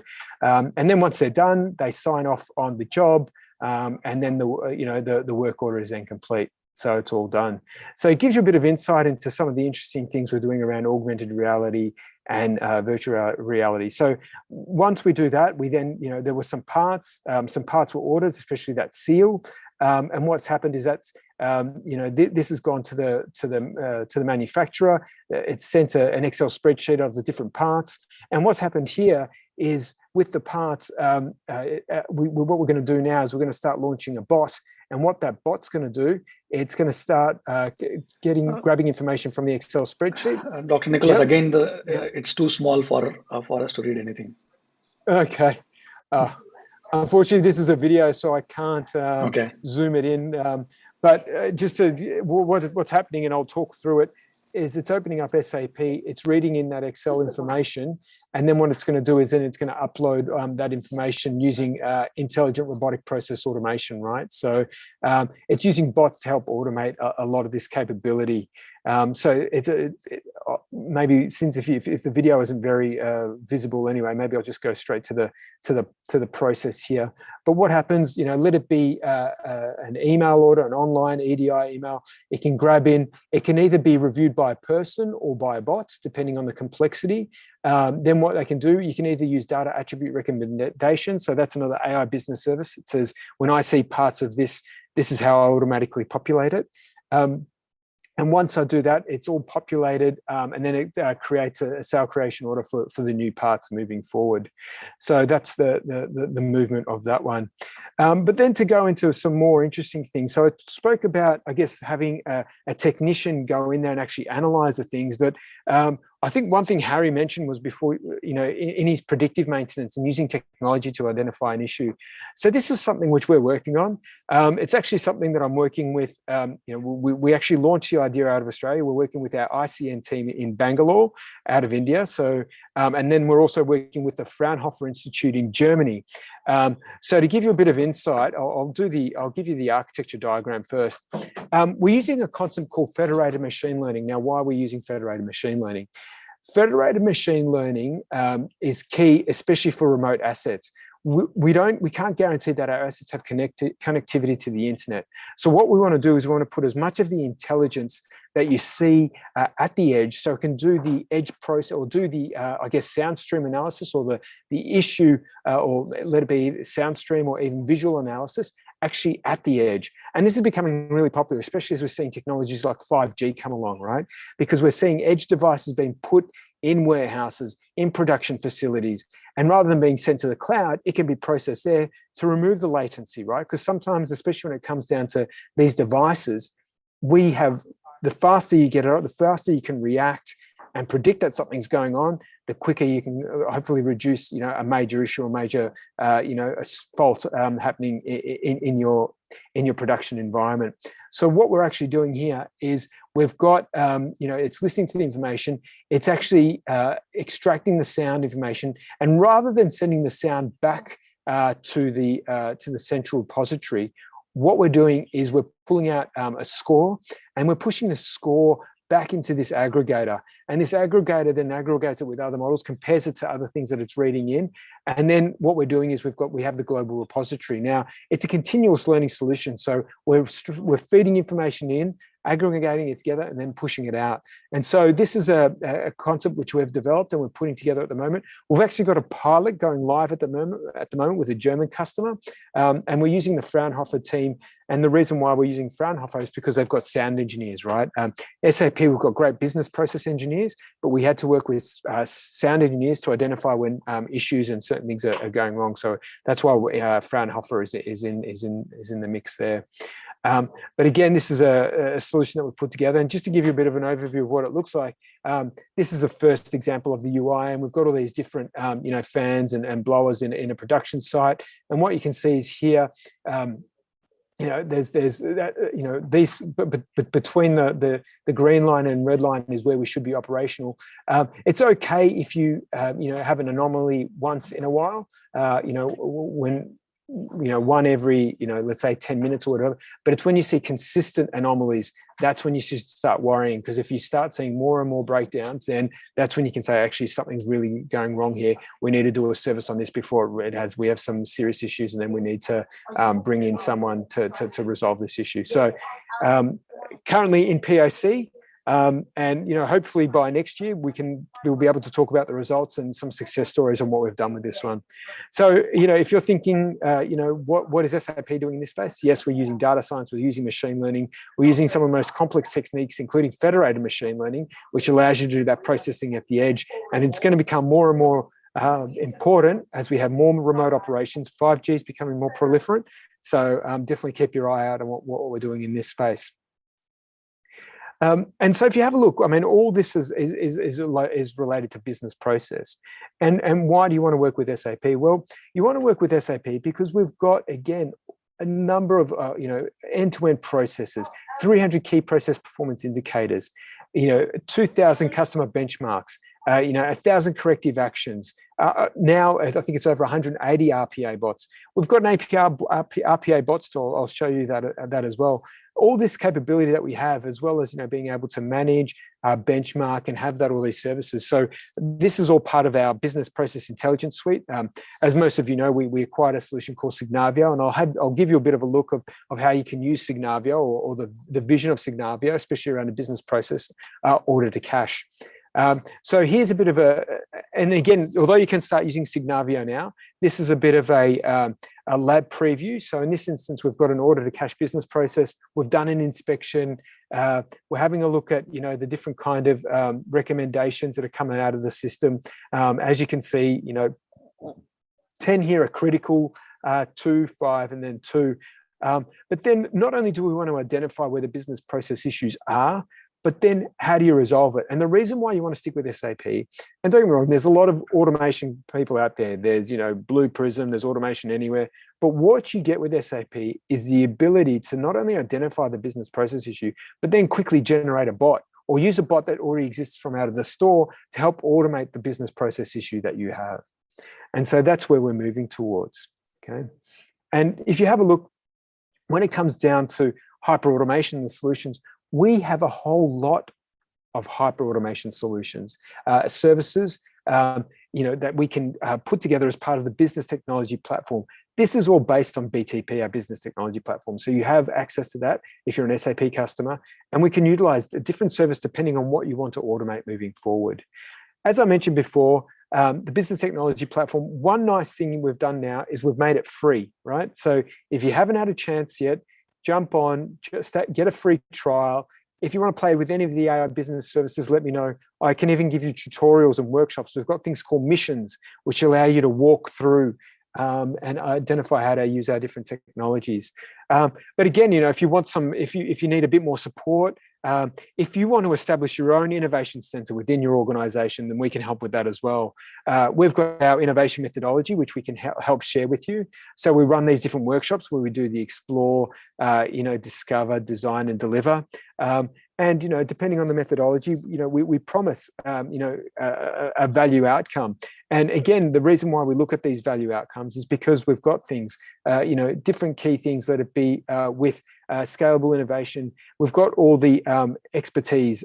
We can work with the startups. As I showed before, we had Born Digital, we had Guard Hat. Whoever it is, if you need to automate a particular business process that's important to you, we can couple it all together, bring it all together and give you some of that insight moving forward. And obviously, we only move forward if the innovation you want to run is feasible, it's scalable, it's desirable and viable. These are all key things that we need to make sure when we run these innovation projects moving forward. And if you're interested in that, please let us know. We can help run these workshops, work with you, because for us, it's not about always doing it for our customers, but helping our customers so they can do it themselves. And then we can all win from such outcomes. So here it is. We've got here's a summary of the engagement model. So we have the vision statements. We then prioritize them, define the ideal outcomes, and then work on the game plan moving forward. As I mentioned before, the whole idea, the benefits of the SAP hyperautomation solutions, rapid time to value because we've got a lot out of the box. You've got our innovation support, so we're willing to invest and provide our time. We can use it across, obviously, in this instance, it's oil and gas, but can be applied across many industries in there. We've got the integration capabilities, so we can integrate with SAP and non-SAP technologies. And because it's on business technology platform, we can use a construct called the CPA, which is basically an enterprise agreement. So, if you're not sure which services you want, you can pay for a blanket service and consume as many services as you need, and then we can refine that moving forward. But I actually ran through that quite quickly because I thought I wanted to make some time up. I knew with Harry's presentation, which was very informative, had a lot of insight, but there's a lot of information there which I shared with you. Please feel free to reach out if you have any questions. I'm here. Send me an email, be in touch with the team, and I look forward to working with you. Thank you.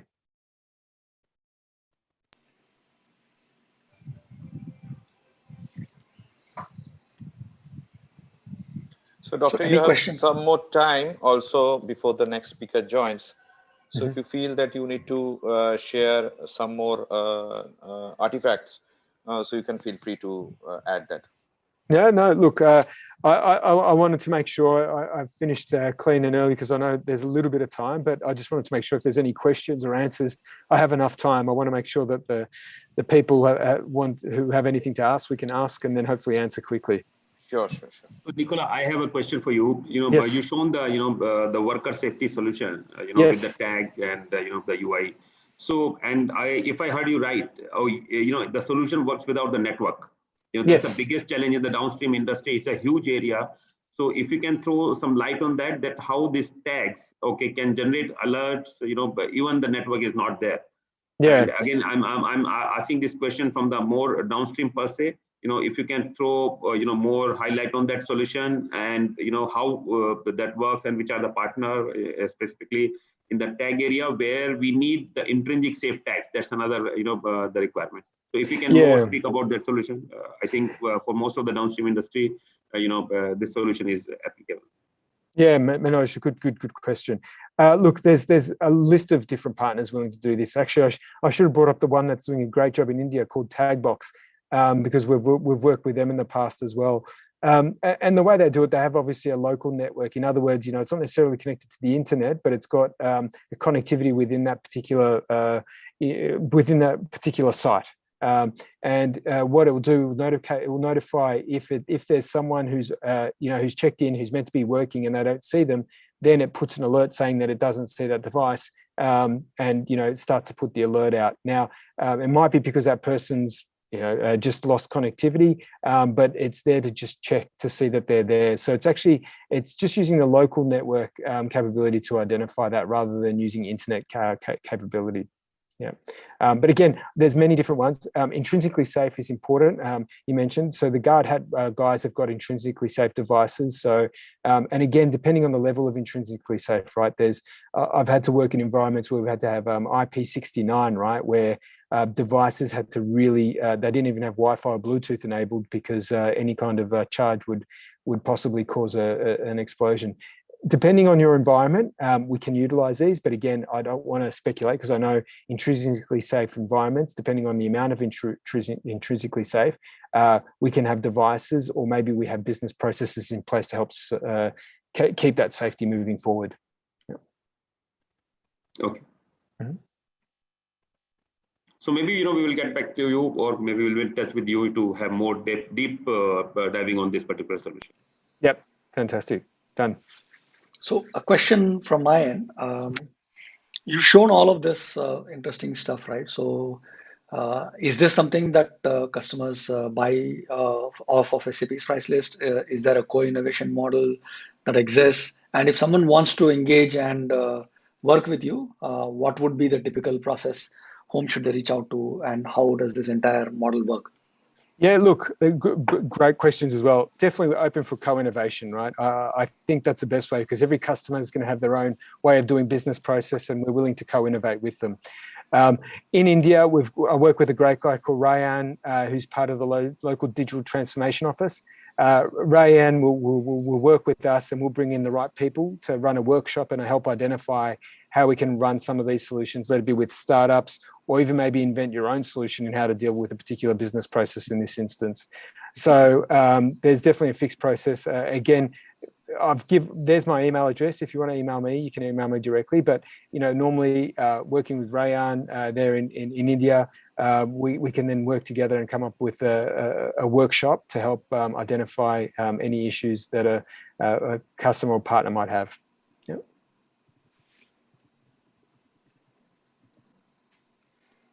Cool. Okay, I see I've hit my my time, but yeah, please, if you have any questions, send through. I covered a lot of material there, especially around augmented reality and machine learning. There's a lot there. Just send through an email, and happy to answer offline. Cool. Thanks, Manoj. Thanks, everyone. Yeah, thank you, Nicholas. I think it was a good insight on the innovation side. maybe I think as through Indus, we would like to more engage with you, how co-innovation or, can be done jointly with the oil and gas industry. Because Yeah, most of the definitely. problem statement would be common for all the industry. So I think let's engage more, how Indus can partner with your team, to do more innovative solution around it. Definitely happy So- to do that, Manoj. Yeah. So Manoj, on I behalf think of Indus, yes, sorry, Mukesh. no, I was wondering. So if we still have a couple of minutes or a few minutes before we start the next session, it might be worthwhile to explore if there is interest in the community to come together and explore if as a team we can work with SAP as well in terms of identifying new use cases or even in terms of requirements that potentially could be similar to all customers. You think that's a possibility? Absolutely, Mukesh. In my opinion, rather than working on too many things, if we can have one representative from each company and we simply work on one solution. Yeah. Instead of but taking so many solutions from different companies, we will not reach anywhere. If simple statement, maybe the real-time location system, what Nicholas has demonstrated today, I think that's applicable for most of the refineries. Okay, regarding worker safety, where how we can generate alert if somebody is entering to the unauthorized area, or if someone in emergency, how we can inform, he or she can inform to the people sitting in safety room or operators, or to the emergency team.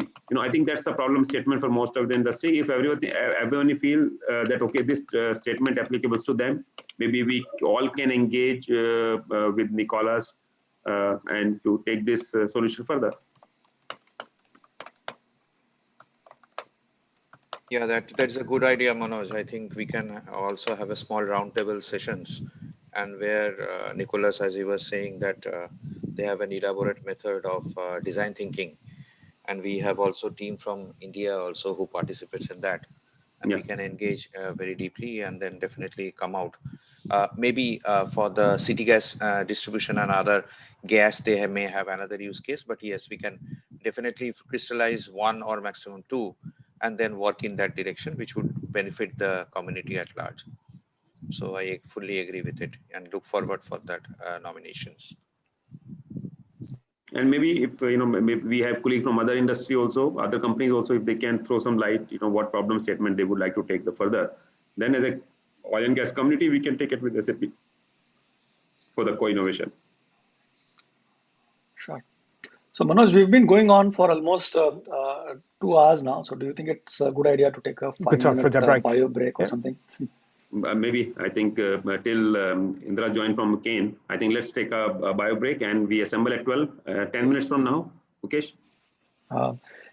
Yeah, 5 minutes from now would be even good as well. So meanwhile, I'm going to open up a poll.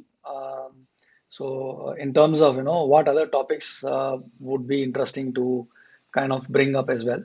So go grab a cup of coffee, tea, take a bio break, a glass of water or whatever. I know it's too early for a beer or anything, but your beverage of choice, and we'll see you back in another 5 to 7 minutes maybe. Okay, thank you, Mukesh.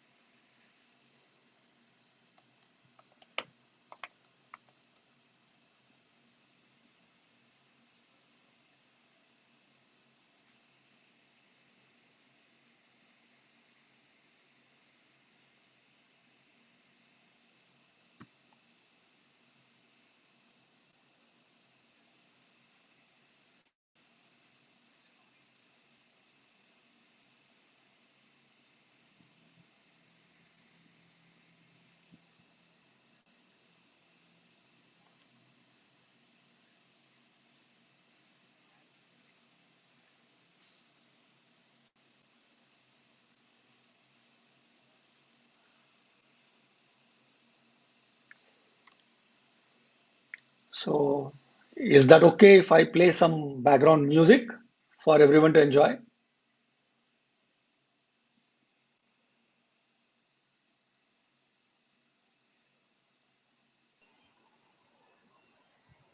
Yeah, I think.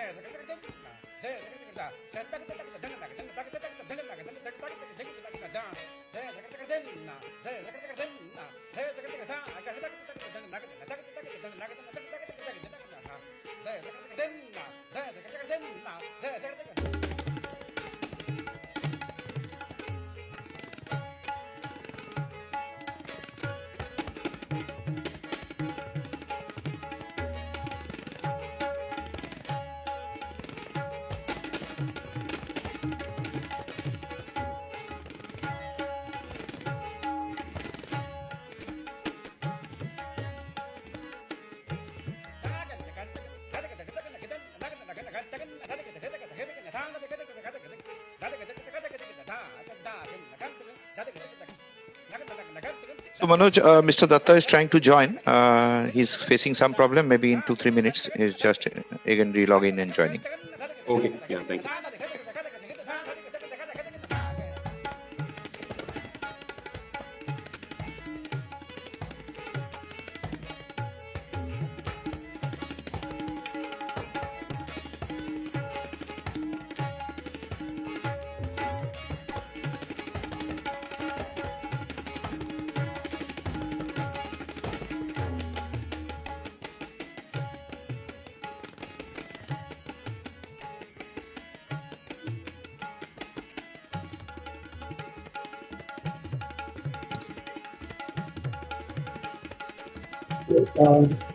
I see that some other voted as other topics as well. Please simply the topic that you want us to cover is not listed in the that is because the topics are so much. Mukesh, we cannot hear you properly. Mukesh, we cannot hear you properly. Maybe you stop the music and then say.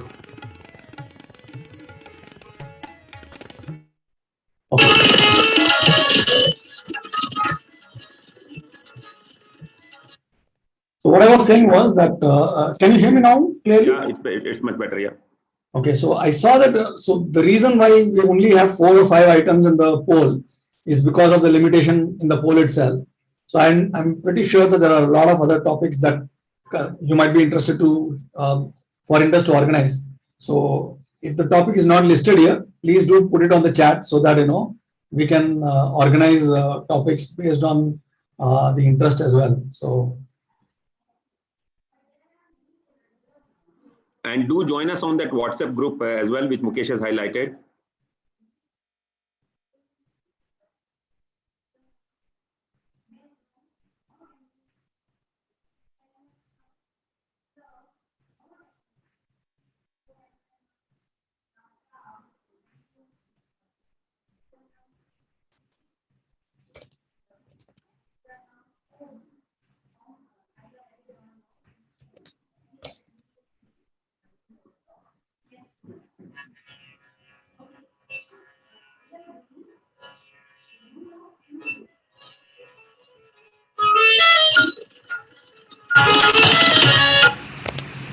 I think Mr. Datta has joined the call now.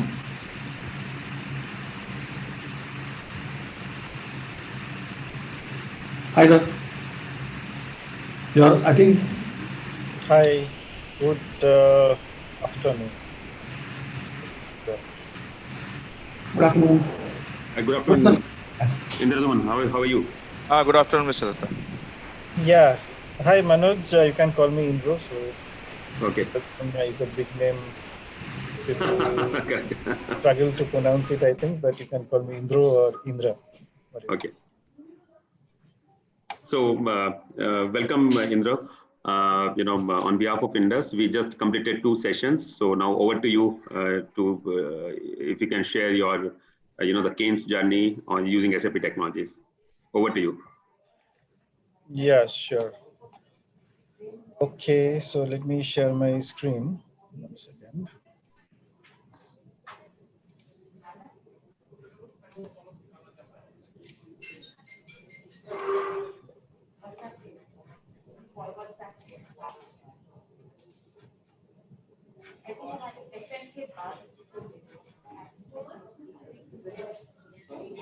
I hope it's visible, right? Yeah, we can see your screen. Yeah. So good afternoon, everyone. Today I will take you through the digital journey of Kane Oil and Gas Vedanta Limited. Though Manoj has mentioned about specific SAP technologies, I will try to keep it a little generic, where I will try to cover different technologies that we are using, and of course I will touch upon the SAP part as well. So a quick introduction about myself. I am the Chief Digital and Information Officer at Kane Oil and Gas. Deputy CDO is my designation at present, leading the whole IT and digital landscape across Kane. So we have multiple locations, almost 9 plus locations, though there are 4 places where we are actively involved in production. So Rajasthan, Surat, then AP, where we have an offshore field, as well as in some parts of Assam. So these are the 4 areas where we are actively involved. But then there are multiple fields which are coming and we are going to get involved. On the professional side, I have been with oil and gas and associated technologies and organizations from last 20 years. So 2 decades of experiences on both sides of the table. So when I'm saying both sides of the table, so I have been part of Honeywell, where I have provided solutions and technologies to the end customers, to all the global oil majors, as well as from the customer perspective. I have worked in Haldia Petrochemicals in their plant in West Bengal, And currently I'm working in cane. So I have a flavor of both downstream as well as upstream oil and gas business. So today we are going to cover primarily the 4 areas. So I will take you through the digital vision and the business goals that we have created in Kane. So I will also try to link the business goals with the digital roadmap that we have put together with some of our partners, and not only the OEMs and the technology partners, but some of the consulting partners were also involved in making this strategy and the roadmap. From that, I will also talk about the platform view of the whole thing. What are the technologies that we are using? And maybe we will take a deeper dive into the SAP technologies that we have. And then from there, we will go to the whole part of how are we doing it, right? So what and why is fine, but I think the governance and the delivery structure, and if we can make it strong, I think the whole IT experience and the digital experience by the organization becomes very, very satisfactory, and it goes to a different level. And then at the end, maybe I will touch upon some of the use cases, the successful use cases that we have delivered in the recent past, because the whole digital journey that we have undertaken is perhaps from 2018. So it is a short span of time. It might be a little difficult to go through all the use cases, but I have selected a couple of them, and based on the time availability, we will go through it. So Manoj, how do you want to structure this session? Do I take a break in between and invite question answers, or we will complete everything and then go through the interaction sessions? So, you continue with your presentation. If someone has a question, they will put the question on the chat bot. Maybe we'll ask you those questions. Perfect. Okay.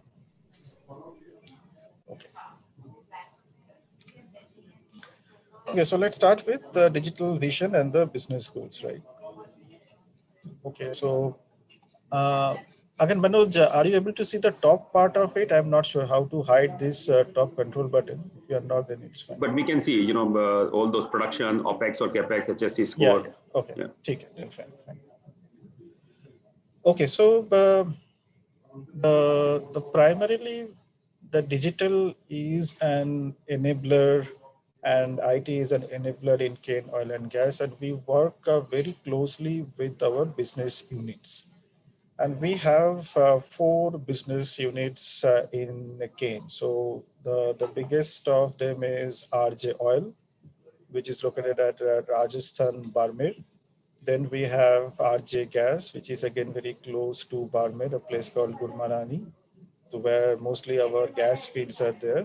A processing terminal for gas is also there, similar to what we have for oil.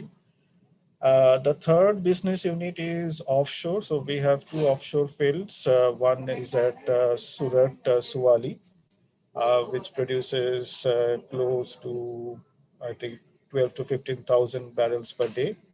And the other one is at Rava, which is again around 15,000 barrels per day. That is in the state of Andhra Pradesh, in the east coast of India.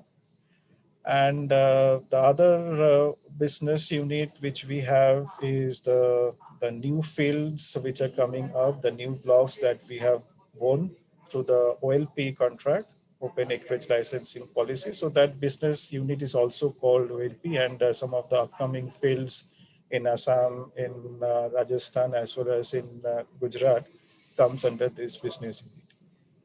So now the top part, whatever you see here,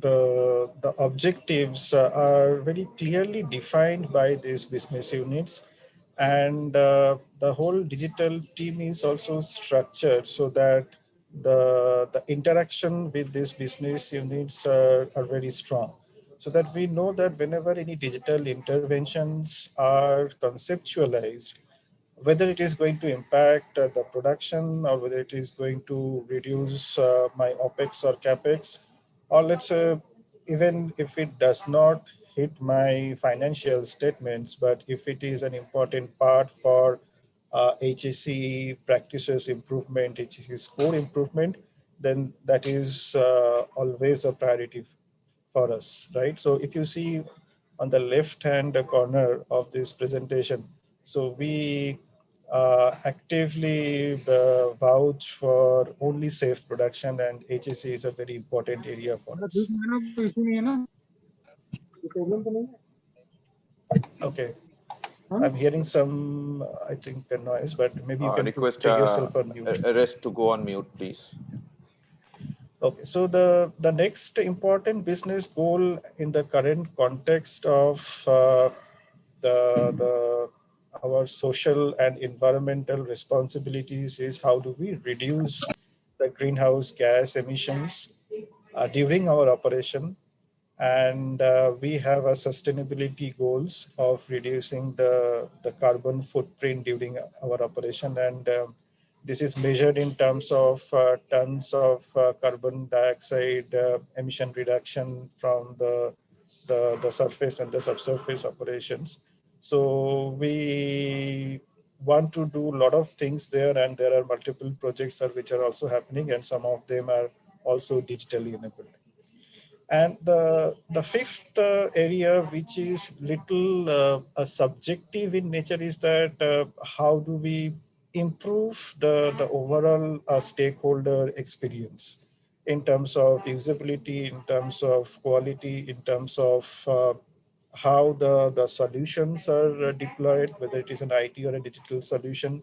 So that is important for us. And I think Kane has come a long way to improve that whole experience, and also the ease of doing business, whether it is an internal process or whether it is an interaction with external partners and vendors. So I think the digital and IT is cutting across all these goals, and perhaps I will give some of the examples of the use cases that we have done in each of these areas.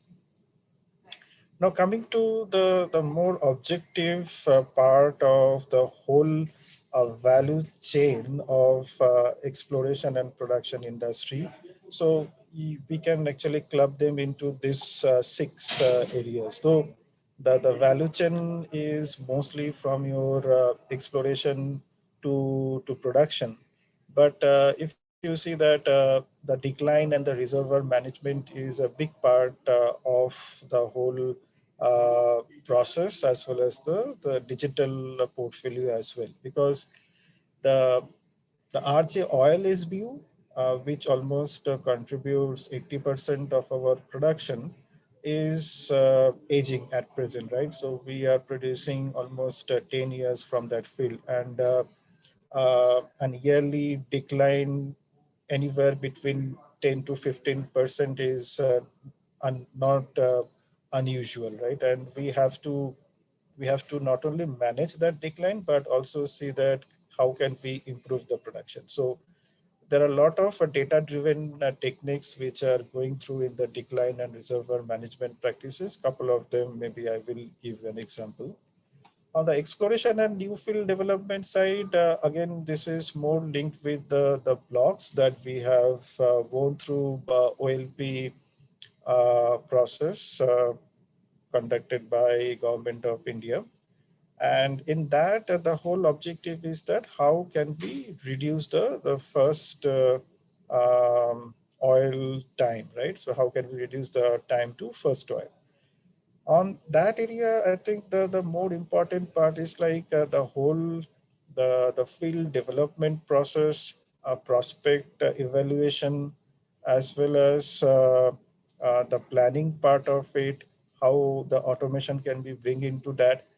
And even the whole data, the seismic data, the exploration data that we are acquiring through the seismic surveys and the processes, it is very important that the acquisition, the processing, and the interpretation of this data can be accelerated. And we are trying to see that the, the almost infinite amount of computation power that is available in cloud, and we can say almost infinite because there is no cap to it vis-a-vis the on-prem based infrastructure that you have. So how can we leverage this computing infrastructure to make those processes even faster? And wherever we are working with the partners, we are also trying to provide some of the guidance so that the whole data processing, interpretation, and the prospect evaluation becomes faster. Now, coming from the subsurface area to the operation side, again, operations is not only restricted to the surface operations, right? So it is very important to have digital interventions in subsurface area as well. And the whole objective here is to, like, how can we optimize the production. So from the top two aspects, we can get some additional resources or reserves, or maybe we will be able to make the wells and reservoir management workflow faster. But on the surface and subsurface side, what the target is, like, how can we improve the production of barrels of oil per day by optimizing some of our processes, optimizing and integrating some of the surface and subsurface processes, because you have to keep in mind these are traditionally disjointed processes. The departments that take care of these processes are separate. So there is an opportunity to integrate them and get more value out of it, because when you are thinking about a localized optimization vis-a-vis a global optimization with an integrated process, there is a value which is still on the table. And I'm sure we should be able to get in the tune of perhaps 5% of production improvement, if not more, through some of the technologies like your model predictive control or workflow digitalization, integrated planning, advanced process control, and so on and so forth. On the asset integrity and the reliability area, this is again an important area to ensure the availability, the reliability, and the integrity of your equipment is on the higher side. And how can you make an incremental improvement on the availability numbers based on some of the, the digital projects that you are planning in this area. So we have predictive analytics based reliability improvement programs. We have also launched recently an asset performance management RFP, and we are going through that process where end to end maintenance workflows and systems will be integrated, which will have RCM, RBI, risk assessment, safety systems also included in that whole processes. So it will be an interesting journey, and this will be kind of a game changer for us. On the HSEQ, health, safety, environment, quality. So our motto is, and this is Vedanta's commitment, like zero harm, zero waste, and zero discharge, right? So we have again a lot of digital technologies coming into place in this particular area, and the major focus, however, is on again, there are multiple HSE processes, perhaps which got digitized in its own silo.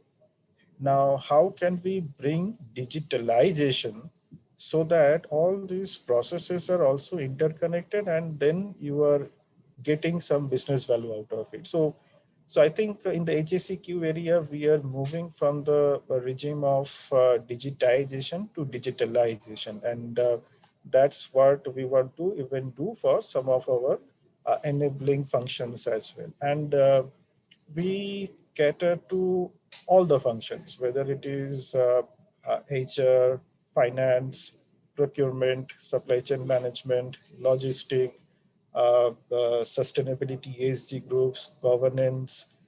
So all the security, physical security is one of the important areas for us because we operate in a huge locations and area basis. So all those enabling functions, one or the other digital interventions we are planning, and we have already deployed. So if you see this is our guiding vision. So the guiding vision is like the KPIs needs to be ensured that by doing a particular digital program, what we are going to impact. That is number one. Now, when we understand that, we know that from which business unit, in which business function the digital interventions are happening. And then I think the next important part will be like how to do it, and who are the partners and the milestones and everything, which I will cover in the subsequent slides. So moving to the next one. Yeah. So again, the once we have this vision and the KPIs and the goals set, we have also tried to see that how we can strategize this vision to a particular roadmap. And the roadmap document is the place where the rubber really meets the road. And again, if you see this slide where I'm trying to put up some of the important class A projects which we have undertaken in the recent past or is undergoing at present. And these are in different phases of maturity, where some of the projects in the conceptual phase, some are in progress, and some are the places where the value realization is already under progress. Now, when I'm talking about value realization, maybe I will cover it in a detailed way in subsequent slide. But just want to put a point here is that so we are slowly moving away from just buying a software to a more value-driven, outcome-based construct of an engagement. So I agree. There are few softwares, few applications. We are very much infrastructural in nature, where we have to buy them. But any other applications that we are actually building on top of it needs to show some value of the other. And as part of Vedanta and Kane philosophy, we are actually slowly moving towards that direction, where we are asking that maybe there will be a fixed fee for any of these engagements, but how can you enable the outcome or get more production or reduce X amount of cents per barrel of cost, and then we are ready to share that with our partner, right? So that's the kind of construct we are trying to do, and value realization is very important part into this whole story. Now, just going through the different projects that we are going through at present. This is a cloud movement of petrotechnical data and application. So in this project, we are trying to migrate the high-end GNG workstations that we have. So our geological team and geotechnical team, they use, and even at the reservoir engineering team, so they use the high-end workstations to compute and use some of the softwares like your Petrel, CNG. So how can we move that whole data from on-prem to cloud? How can we move all the application from on-prem to cloud? So that's a big project which we have undertaken at present. And the next one is on the reservoir management subsurface workflows. So I was talking in the previous slide, right? So the decline management and wells and reservoir management workflows, along with your rig and rigless activities management, which are also coming here under the head of artificial lift surveillance and petroleum engineering workflow optimization.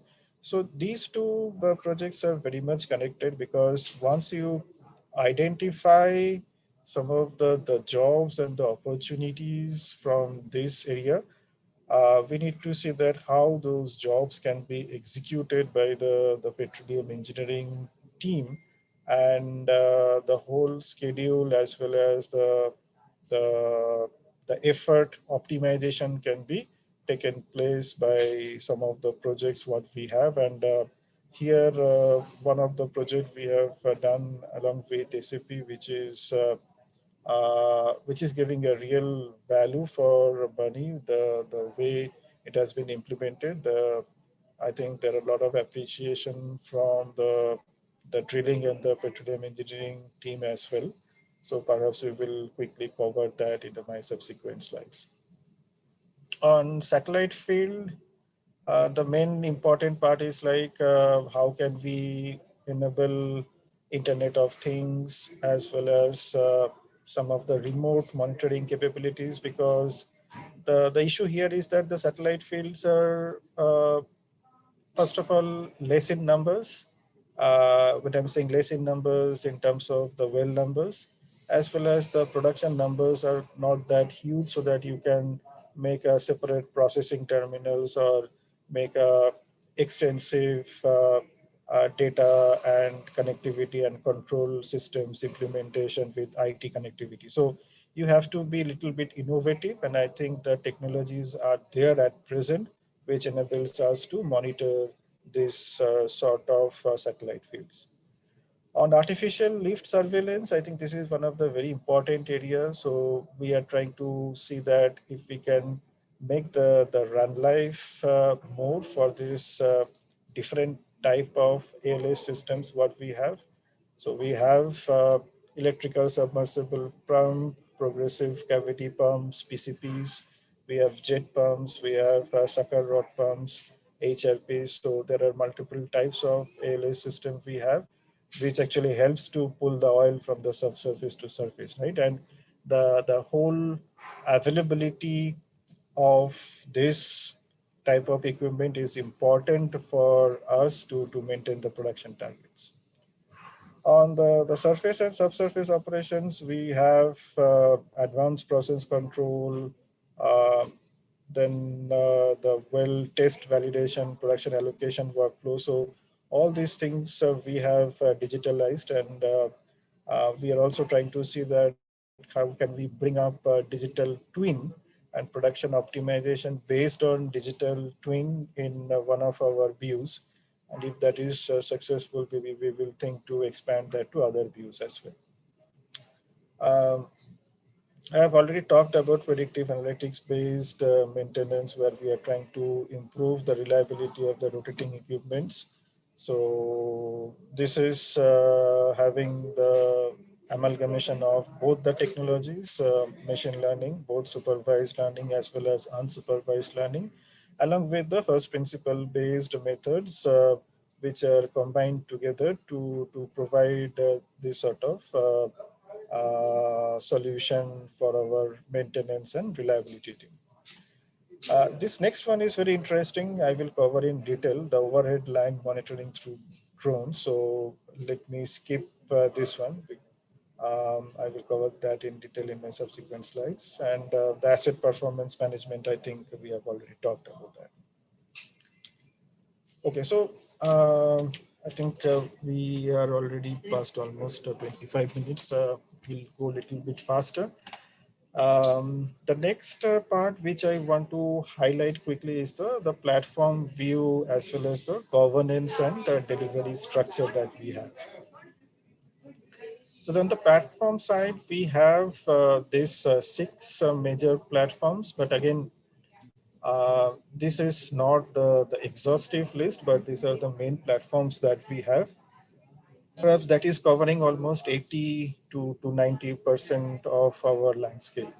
So definitely SAP S4 HANA platform, and 1.5 to 2 years back, we have migrated from the ECC to S4 HANA. That was a great journey. That was a very learning experience for us. And I think the different SAP modules that we have are running well. Lot of inputs have come on the improvement areas that has also been taken care in this migration process. And SAP S4HANA is kind of the basic core infrastructure for us, which is again connected with subsequent and different systems, which perhaps I will talk in later slides.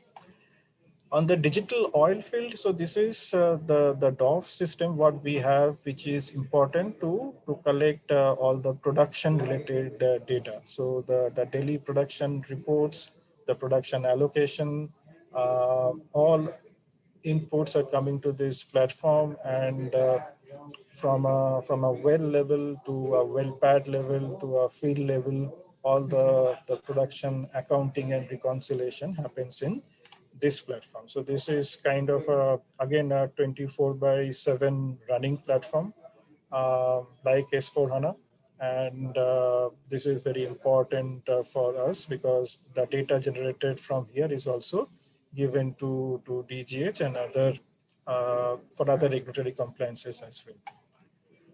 The next important platform what we have is on the IT/OT integrated infrastructure. So the whole the layered architecture of the Purdue model has been implemented in our case, and the integration of the IT and OT and the how that data is getting settled into the historian is a very detailed architecture what we have put up. And we have ensured that there is no single point of failure also in this whole integration process. And this is again important for any of the L4 and L5 level applications, because this is kind of the source for all the production data, which is getting generated either from the DCS or the SCADA, or even for any other standalone production and control systems.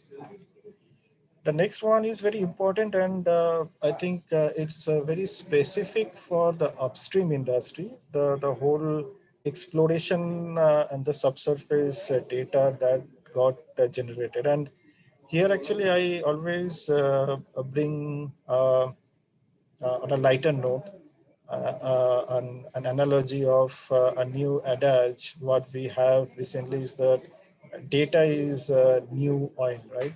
So many of us tell that the data is new oil, but I think for oil and gas industry, and especially for an upstream industry, data is oil, because without data you cannot find oil, you cannot get oil. So, and the whole that piece of the data lies with your exploration and the subsurface data. And there are multiple aspects of this data, whether it is geomechanical data, seismic data, geochemical data, petrophysical data. So there are a lot of aspects to that, and each are having their own way of storing, and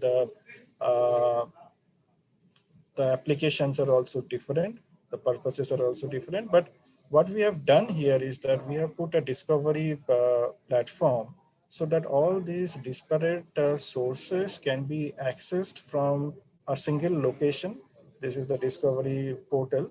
And though this is not replicating the data, but this is kind of a, in today's parlance, you can think this is a marketplace where you can aggregate and access any of the data from all the subsurface sources. The next part is on the Disha data lake. So Disha is the internal term that we use for the analytics platform, whether it is HANA Enterprise or whether it is Azure data factory. So this Disha data lake provides us, again, it is going through the whole layered architecture, and all these systems, some or the other way connected. But when it comes to the data lake, we have ensured that the proper piping and plumbing has been done, so that most of our important systems are actually pulling the data to this data lake.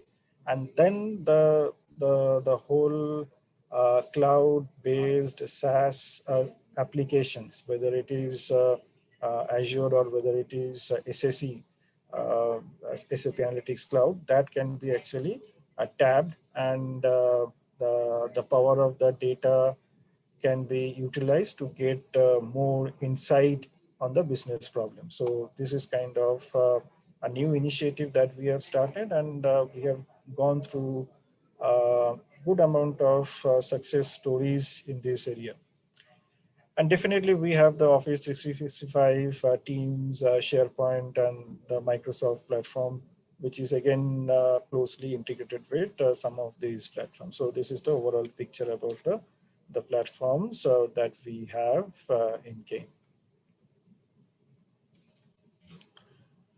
Okay, coming to the organization structure. So this is mostly from the people side. That's how I have structured the organization. Is like it's having 5 different vertical. So the IT operations and the network infrastructure is managed by our team, and we have a total outsourcing partner as well who supports all the lights on kind of activities.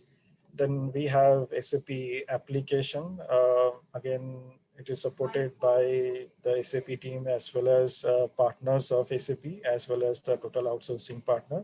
And definitely we have the functional consultants as well as technical consultants in my team who provide the value-added services to the businesses. Then the Microsoft and the non-SAP application. So here we have SharePoint base and other applications. Again, our team is structured who caters to that. And there are, I think, more than hundreds of applications cutting across multiple functions, which I was talking earlier. The next part is very important in the current parlance of cybersecurity, the whole information security, governance, risk, compliance, that is again handled by a team. And the digital team is also a separate team who are mostly working with the business units, business unit presidents and their team to ensure that the digital interventions are provided at the right point of time. So this is, again, sorry about that. I'm not sure how to hide this thing. But the heading talks about governance and technology pillars. So on the governance side, we have information security, data quality, and governance is also very important. How do we ensure that initial connectivities are done between all these disparate systems? In case of a proof of concept, we deliver a POC or a POV, and then how can quickly we scale it up? Performance, capacity, UI, and usability. All these are non-functional requirements. Maybe I will just quickly touch upon it here. So as part of the digital and IT team, we ensure that all these non-functional requirements are really implemented. And when we are talking with partners, these are taken care of. The hosting requirement, the infrastructure requirement, cyber security, information security, performance is a very important part of the whole solution. So some of the times when the business is driving the functional requirements, I have seen from my personal experience is that this performance, usability, these are the aspects which are dropped. But ultimately, if you have to deliver a successful working solution, then all these things needs to be taken care of. And we have put a very tight governance mechanism so that if it is, whether it's a small scale kind of a solution to a large scale implementation like S4HANA, all these non-functional requirements are going through the solutions review board. And even from when we are making the scope of work, we ensure that these are actually mentioned. So going back to the earlier slide, and the different technology areas, we have divided into these 5 heads on the cloud and IT application platform, petro-technical platform. So this is more on the subsurface and RE reservoir engineering area, as well as on the OT application platform. These are some of our partners who are in the landscape. On the mobility is also a very important part for us, and we ensure that some of the applications that are getting developed are available on any one of the mobile platforms so that it can be accessed anywhere, anytime.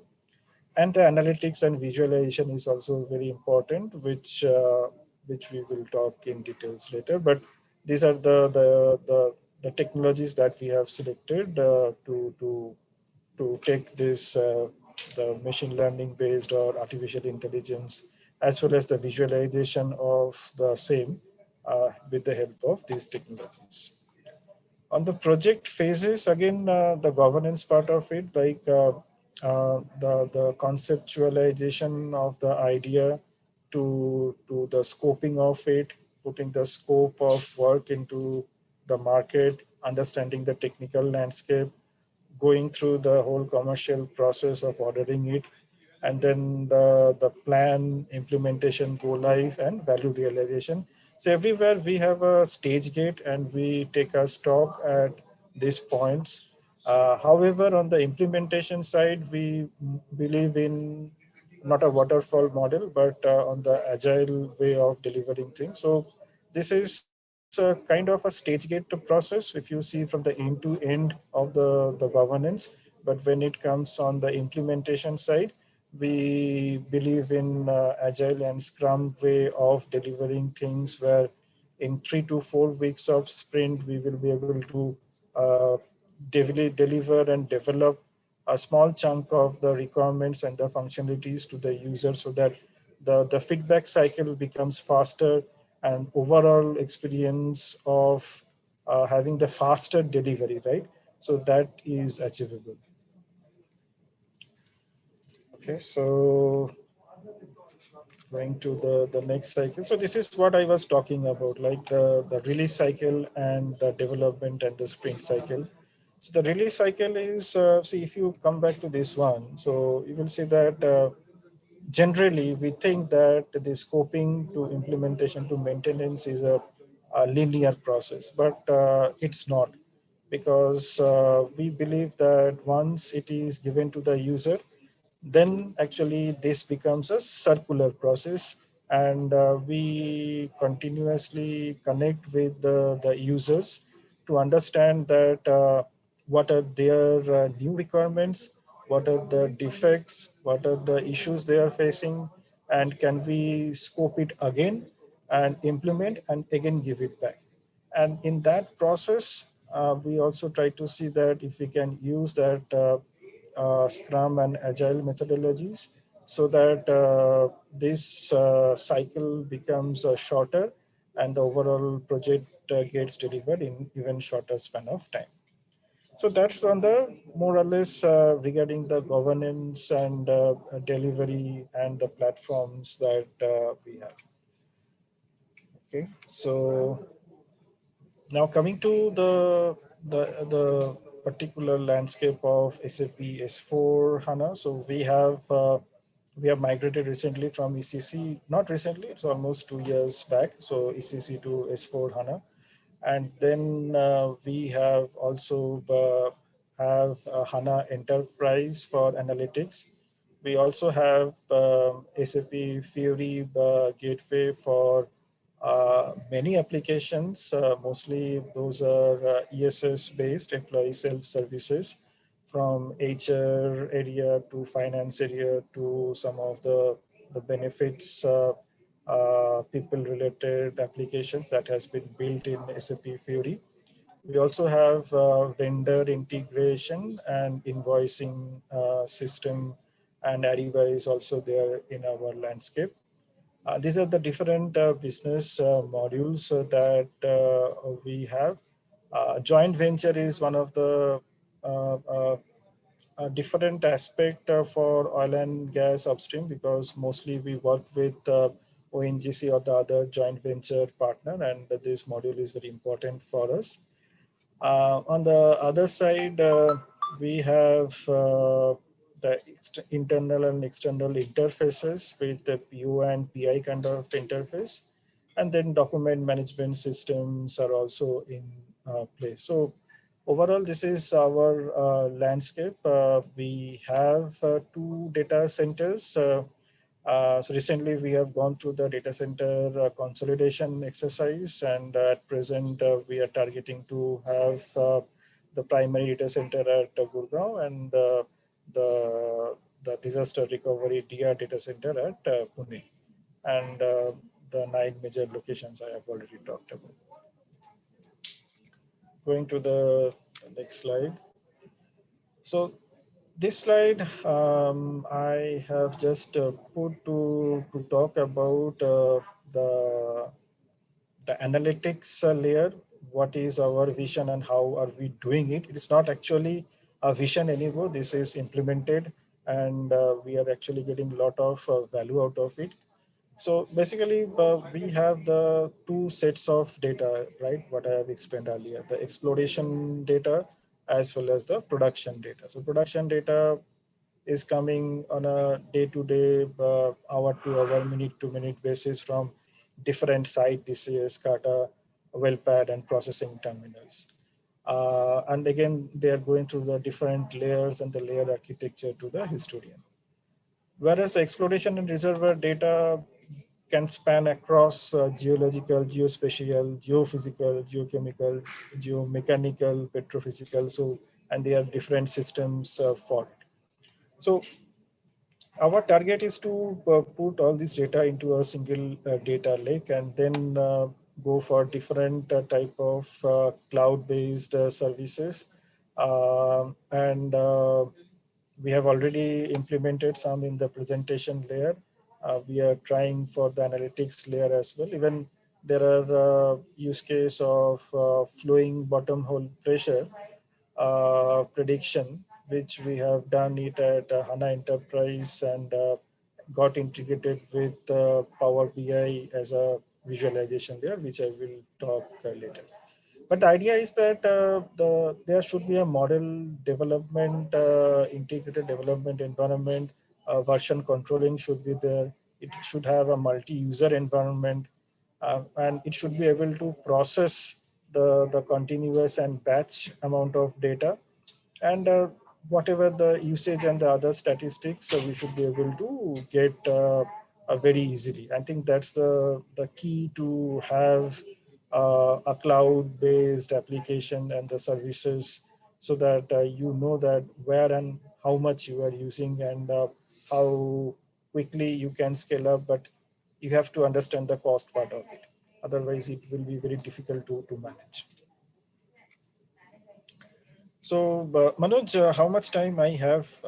So, you can give me a quick idea. Maybe another 10-15 minutes, Indra. Okay, sure. Okay, so now I have covered the agendas about how and why we are doing it. Now let's come to the use case view of it. So this rig and rigless activities digitalization, this is what we have done it in SAP Cloud.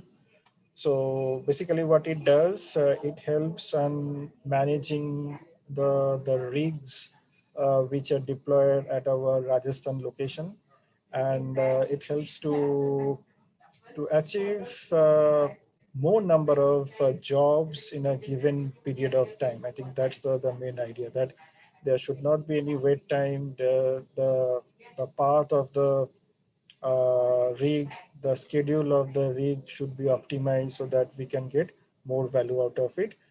As well as once the schedule is given, we should be able to track that how much schedule compliance is there, And more to it is, I think, all the reports which the Petroleum Engineering Department needs to generate on a month-to-month basis are getting automated through this platform. So this is a great tool.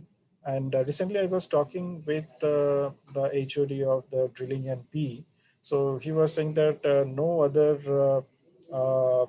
job goes through any other system other than this workover scheduler, right? So that's the way we actually also track that how much is the usage of any of the application, because often I have seen that if there is no communication from the user end, you really don't know whether the application is getting used or it has just put into your site table, right? So sometimes it is okay and good to have the feedbacks coming, some of the change requests coming, some of the defects getting reported, because that way you really know that the things are getting used, people are on top of it, they are trying to change some of the things, and whatever support is required from the digital and IT team, we will provide that. And that's very important. That's very important, because without that, the value realization will not be achieved. Going to the drone-based power line inspection. So this is a recent project which got over for is the first milestone what we have planned. Though this project was conceptualized and awarded long time back, but the sensitivities, whatever is present in our Rajasthan location because of the international border and flying of drone, we have to go through multiple layers of approval to get this thing operationalized. So we have got approval from Ministry of Civil Aviation and Director General of Civil Aviation, Ministry of Defense, Ministry of Home Affairs, and then local bodies, almost 7 agencies we took approval, and then we are able to start this project. But this is a huge value generator, because when we have seen that what is the biggest contributor to unplanned downtime, it was the overhead line snappage. And it is more important because of the geographical spread that we have in Rajasthan, right? So it is squares and squares of kilometers, and we have almost 220 kilometers of overhead line in 220 kV as well as 330 kV, 33 kV, which is spread across this area. And any snappage, any breakage will directly impact your production loss. So what is the solution here? These insulators and the connectors which are used to tie back the cables are generally monitored by some solution from your ground. So maybe you have a binocular through which you will monitor these connectors. Now, it doesn't give a 360-degree view. It is not possible. And these poles are pretty tall. You guys have all seen that. So through drone, it will give a better coverage. It will reduce the inspection time. And there are multiple technologies which are assembled here on top of the technology of unmanned aerial vehicle system, which gives us the aids. So what are those technologies? One is on the GIS mapping, so that the next time the drone can fly very quickly. So once the GIS mapping is done, that information will be fed to the drone and it will be able to go through that path without any manual intervention or with minimum manual intervention. The second is the machine learning and the image analytics, which has been put.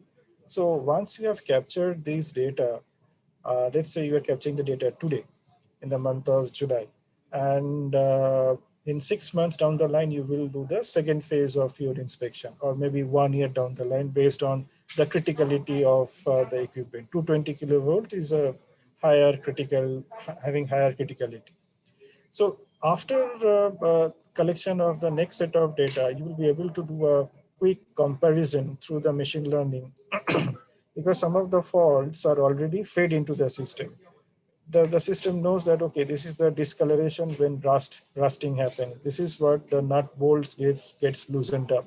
This is what mechanical damage has happened. This is what a crack is called.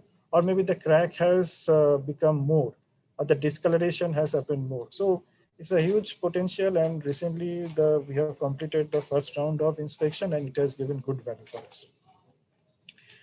Again, on the advanced process control to optimize oil production, this is where we have, I think in cane, this is the perhaps a time where IT has really contributed to the production gain, and it's a real oil in the table. It's not on some paper, because the whole system got integrated with IT and OT, and the production optimization which was required to make this artificial lift system to operate more closer to its boundary was achieved. And it is only possible if it is going through some kind of optimization algorithm of LP or NLP, where you will be able to feed the constraints. And the constraints could be either from your well side, or the pump side, or the surface operation side. So generally what used to happen earlier is that you will try to operate these pumps at a defensive level, perhaps. Maybe if it can be operated at 56 Hz, let's operate it at 54 Hz, because these pumps are very expensive, so we don't want to break them. And continuous monitoring of different constraints cutting across different systems was difficult.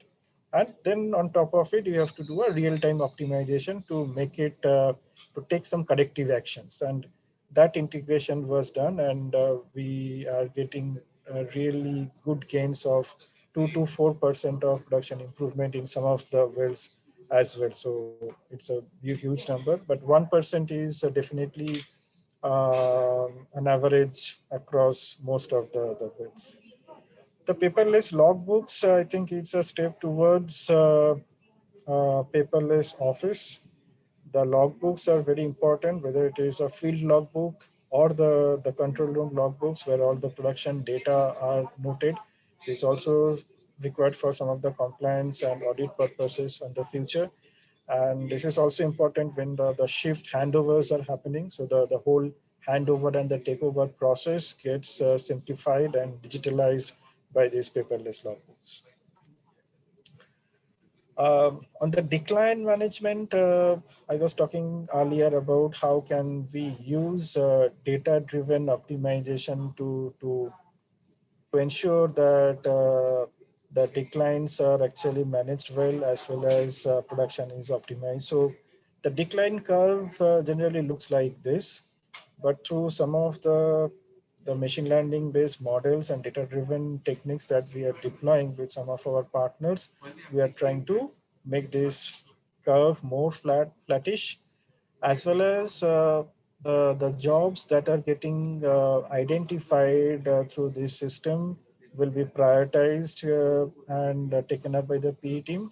But the important part here is that the jobs getting identified in near real time.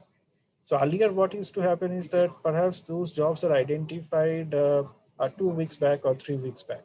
Now, when you are going to execute the job, maybe the field conditions got changed. So maybe you are not addressing the right well, so that you will be able to get the maximum production, because you have the rig and rigless equipment in limited quantities, right? You don't have enough or n numbers of equipment so that you can just go ahead whatever jobs are there.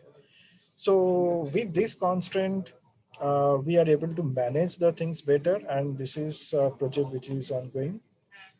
I think we have already talked about the predictive analytics part, where we are trying to integrate the first principle based model along with the machine learning to predict some of the failures at component and subcomponent level of the important surface equipment. And the advanced pattern recognition, which happens in your historical data, and those signatures are stored. And whenever in your current timeline, those signatures are observed by the system, it will be able to say that, okay, this signature means perhaps the pump seal is about to fail. This signature means perhaps there is an imbalance in the router. So that way the more proactive decisions can be taken. On well test validation and production allocation, it's basically a system through which we are able to manage the the well test rates validation. So generally what happens in our field is that we have a manifold through which it goes to an equipment called MPFM, right? So multi-phase flow meter, and that meter is responsible for measuring the oil, gas, and water, oil, gas rates and water cut. Now, this MPFM is an expensive equipment. You don't have it for individual wells. So in a week's time, perhaps you will be measuring the well rates and then calibrate it and benchmark that number so that whenever the theoretical production versus the actual production comes, you know that what is the allocation factor to provide the well rates data. So the whole process of the well test selection, the well model update, the well test validation has been automated. And this is again the project which is in progress and will be delivered soon. And the integrated geocloud, I think I have already talked about it. This is about the petrotechnical workstations which we are trying to move to cloud and also use some of the applications on cloud to have a better value realization. Okay, so I'm almost at the end of my presentation. I think I have one more slide. So this was a very recent addition of flowing bottom hole pressure prediction. Here we have used the HANA Enterprise for delivering this solution. And again, this is more of a supervised learning technique that we have used based on these feature set like your top hole pressure, rod speed, rod torque, motor current, and liquid rate, etc. So if we have the historical data of these features for last, let's say, 1 year or 2 year, so we can consider them as the independent variable, and the dependent variable will be your flowing bottom hole pressure. And when any of the wells where the bottom hole gauge goes bad, and believe me, it goes bad very often in the field where we have deployed it. It's in the Bhagyam, and because of the high viscous fluid what we operate there, the gauges go bad very quickly. So it becomes even more important to quickly deploy this model and get an understanding, at least from the soft sensing purpose, that what's the right value of the PHP. And this is going to give a good value for us in the long run as well. Though it might be required to fine tune the model, because once the model is deployed, it doesn't mean that that's the end of the story. I say to my team is that that's the beginning of the story. And there are enough opportunity to improve the accuracy of the model, and that needs to be done time to time basis. And as these wells and the fields get aged, right? So some of the dynamics might change. So maybe we need to do the model tuning. So that's the kind of the agenda what I wanted to cover today. So the whole the digital vision, the roadmap, the platforms that we have, the governance structure, and the delivery mechanisms we have put, how we are relating all these things to the business goals, and then some of the use cases. But this again, these are very limited number of use cases I can show and talk in this span of an hour or so. But in case if any of you are interested to know more about it, or any of our other use cases, I will be happy to talk about it. So Manoj, I think that's all from my side. Over to you. Yeah, thank you, Indra. It was a good insight to know, how you have conceptualized and, getting execute those use cases using various technologies. I think it was a good insight for all of us. So maybe we can open There for are question certain answer session. questions, I think, on the chat. Yeah, maybe I'll just read out. Yeah. So the first question from Srinivas Rao Chavili. Which technology is used for paperless logbooks? IS the data drillable? Okay, so I think it is the data drillable. Yeah. Okay. One second. Which is the question? Last question. The It's the last last question. question at the bottom. Okay, is that data drillable? Okay, so drillable in the sense, I think we can go to the different layers of the data. I think that's what the question. Okay, so we have used the Honeywell Forge platform here, and so the technology, I think, are in twofold. One is used for the field logbook is little different, and then for the control room logbook is different. I think it will be maybe a .NET based platform that they have used, and the data is drillable to a certain extent, and it is, but it has to be configured. The way the system will be configured, you will be able to get more insights and go to the bottom level of the data. So it's about the configuration. Okay. Another question we have from Mr. Atul Rastogi. It is very interesting to note that you are also using VRO, Value Realization Office. Can you please elaborate their role and how they are enabling value realization? Yeah. Okay, so we have put a structure for the value realization. So the structure is like the benefits in terms of either the production numbers or the cost optimization has to be signed off by the business, and then that needs to be presented to the finance. So there are a lot of to and fro happens between the finance and the business, finance and the business, as well as on the IT and digital team. So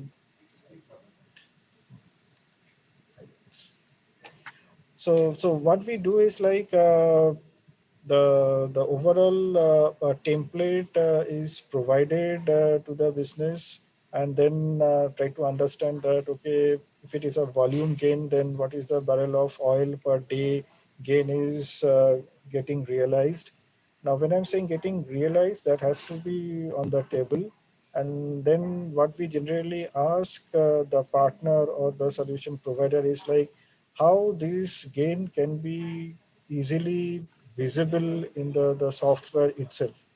So that's what I think the differentiator between the outcome based mode to just providing a solution. So we have actually enabled that kind of platform and the business insights so that the exact gains can be coming out in the software itself, and then that can be challenged by the business, but then a certain number is agreed, then presented to finance, and then getting signed off. And then also on a month to month basis, it gets tracked, whether are we going down, going up, whether we need to take some actions to again bring it to the level from where we have started. So it's a process, and it's driven by one of our consulting partners.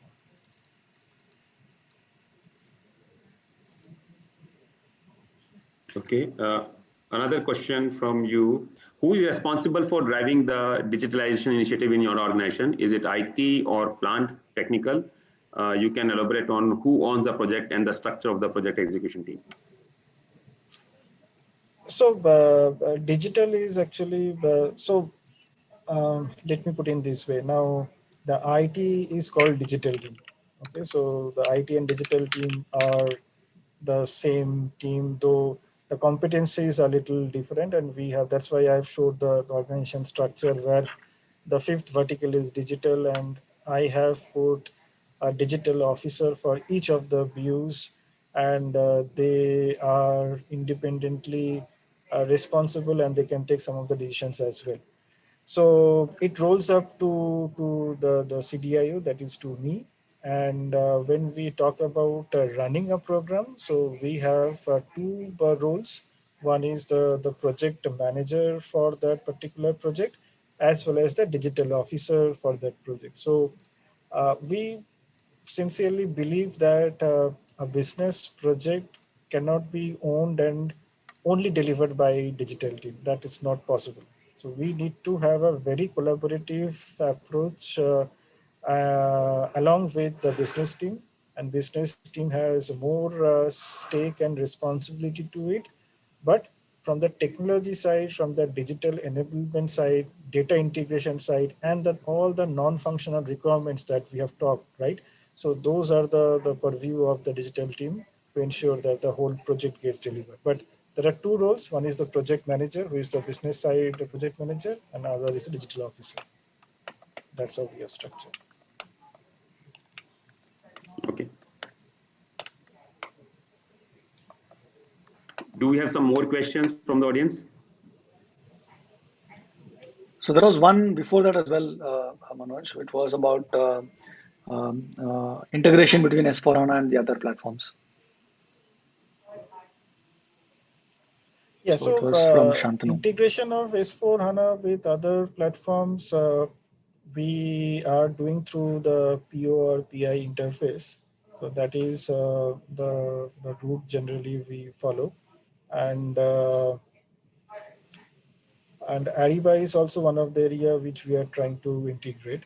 So, and then on top of it, we are also trying to bring SAP Analytics Cloud, which will help us in a better visualization, as well as some of the machine learning based workflows. And the more importantly, I think the templates that comes along with the SAC is are really going to help us to reduce the cycle time for any of the project delivery. So that is also one of the important point. But in general, we have established data integration through PI or PO interfaces.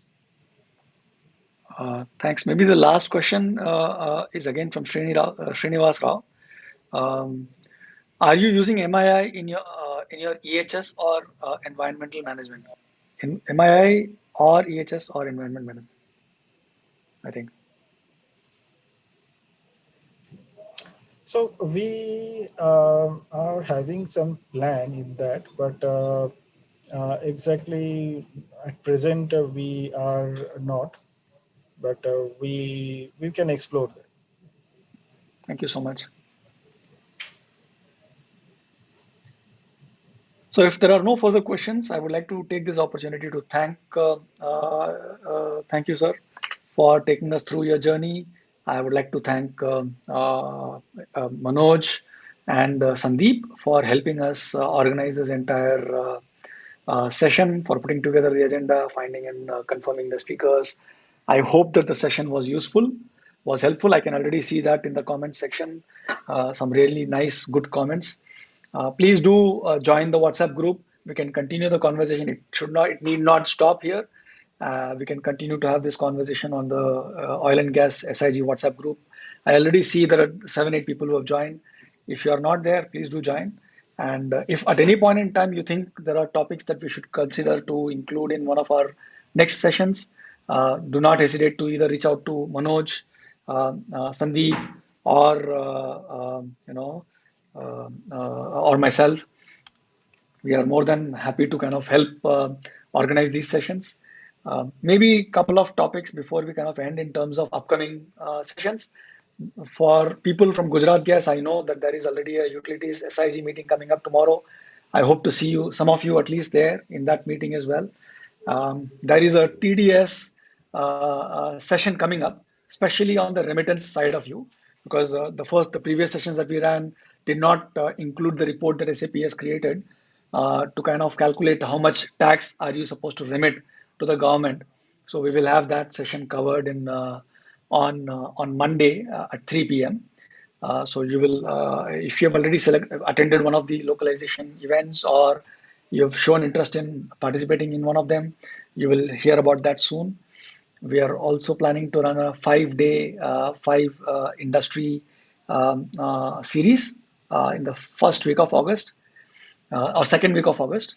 On 7th of August, we have a startup day where we will invite 12 startups to present what work that they are doing and with an opportunity for you to interact one-on-one with the startups after the pitch is concluded. So having said that, thank you so much for taking time. I know it's we went over by 12 minutes, but I'm sure you will not, I'm sure you've enjoyed all of that as well. So thank you so much. Stay safe and stay connected. Thank you. Thank you very much. Thank you, everyone.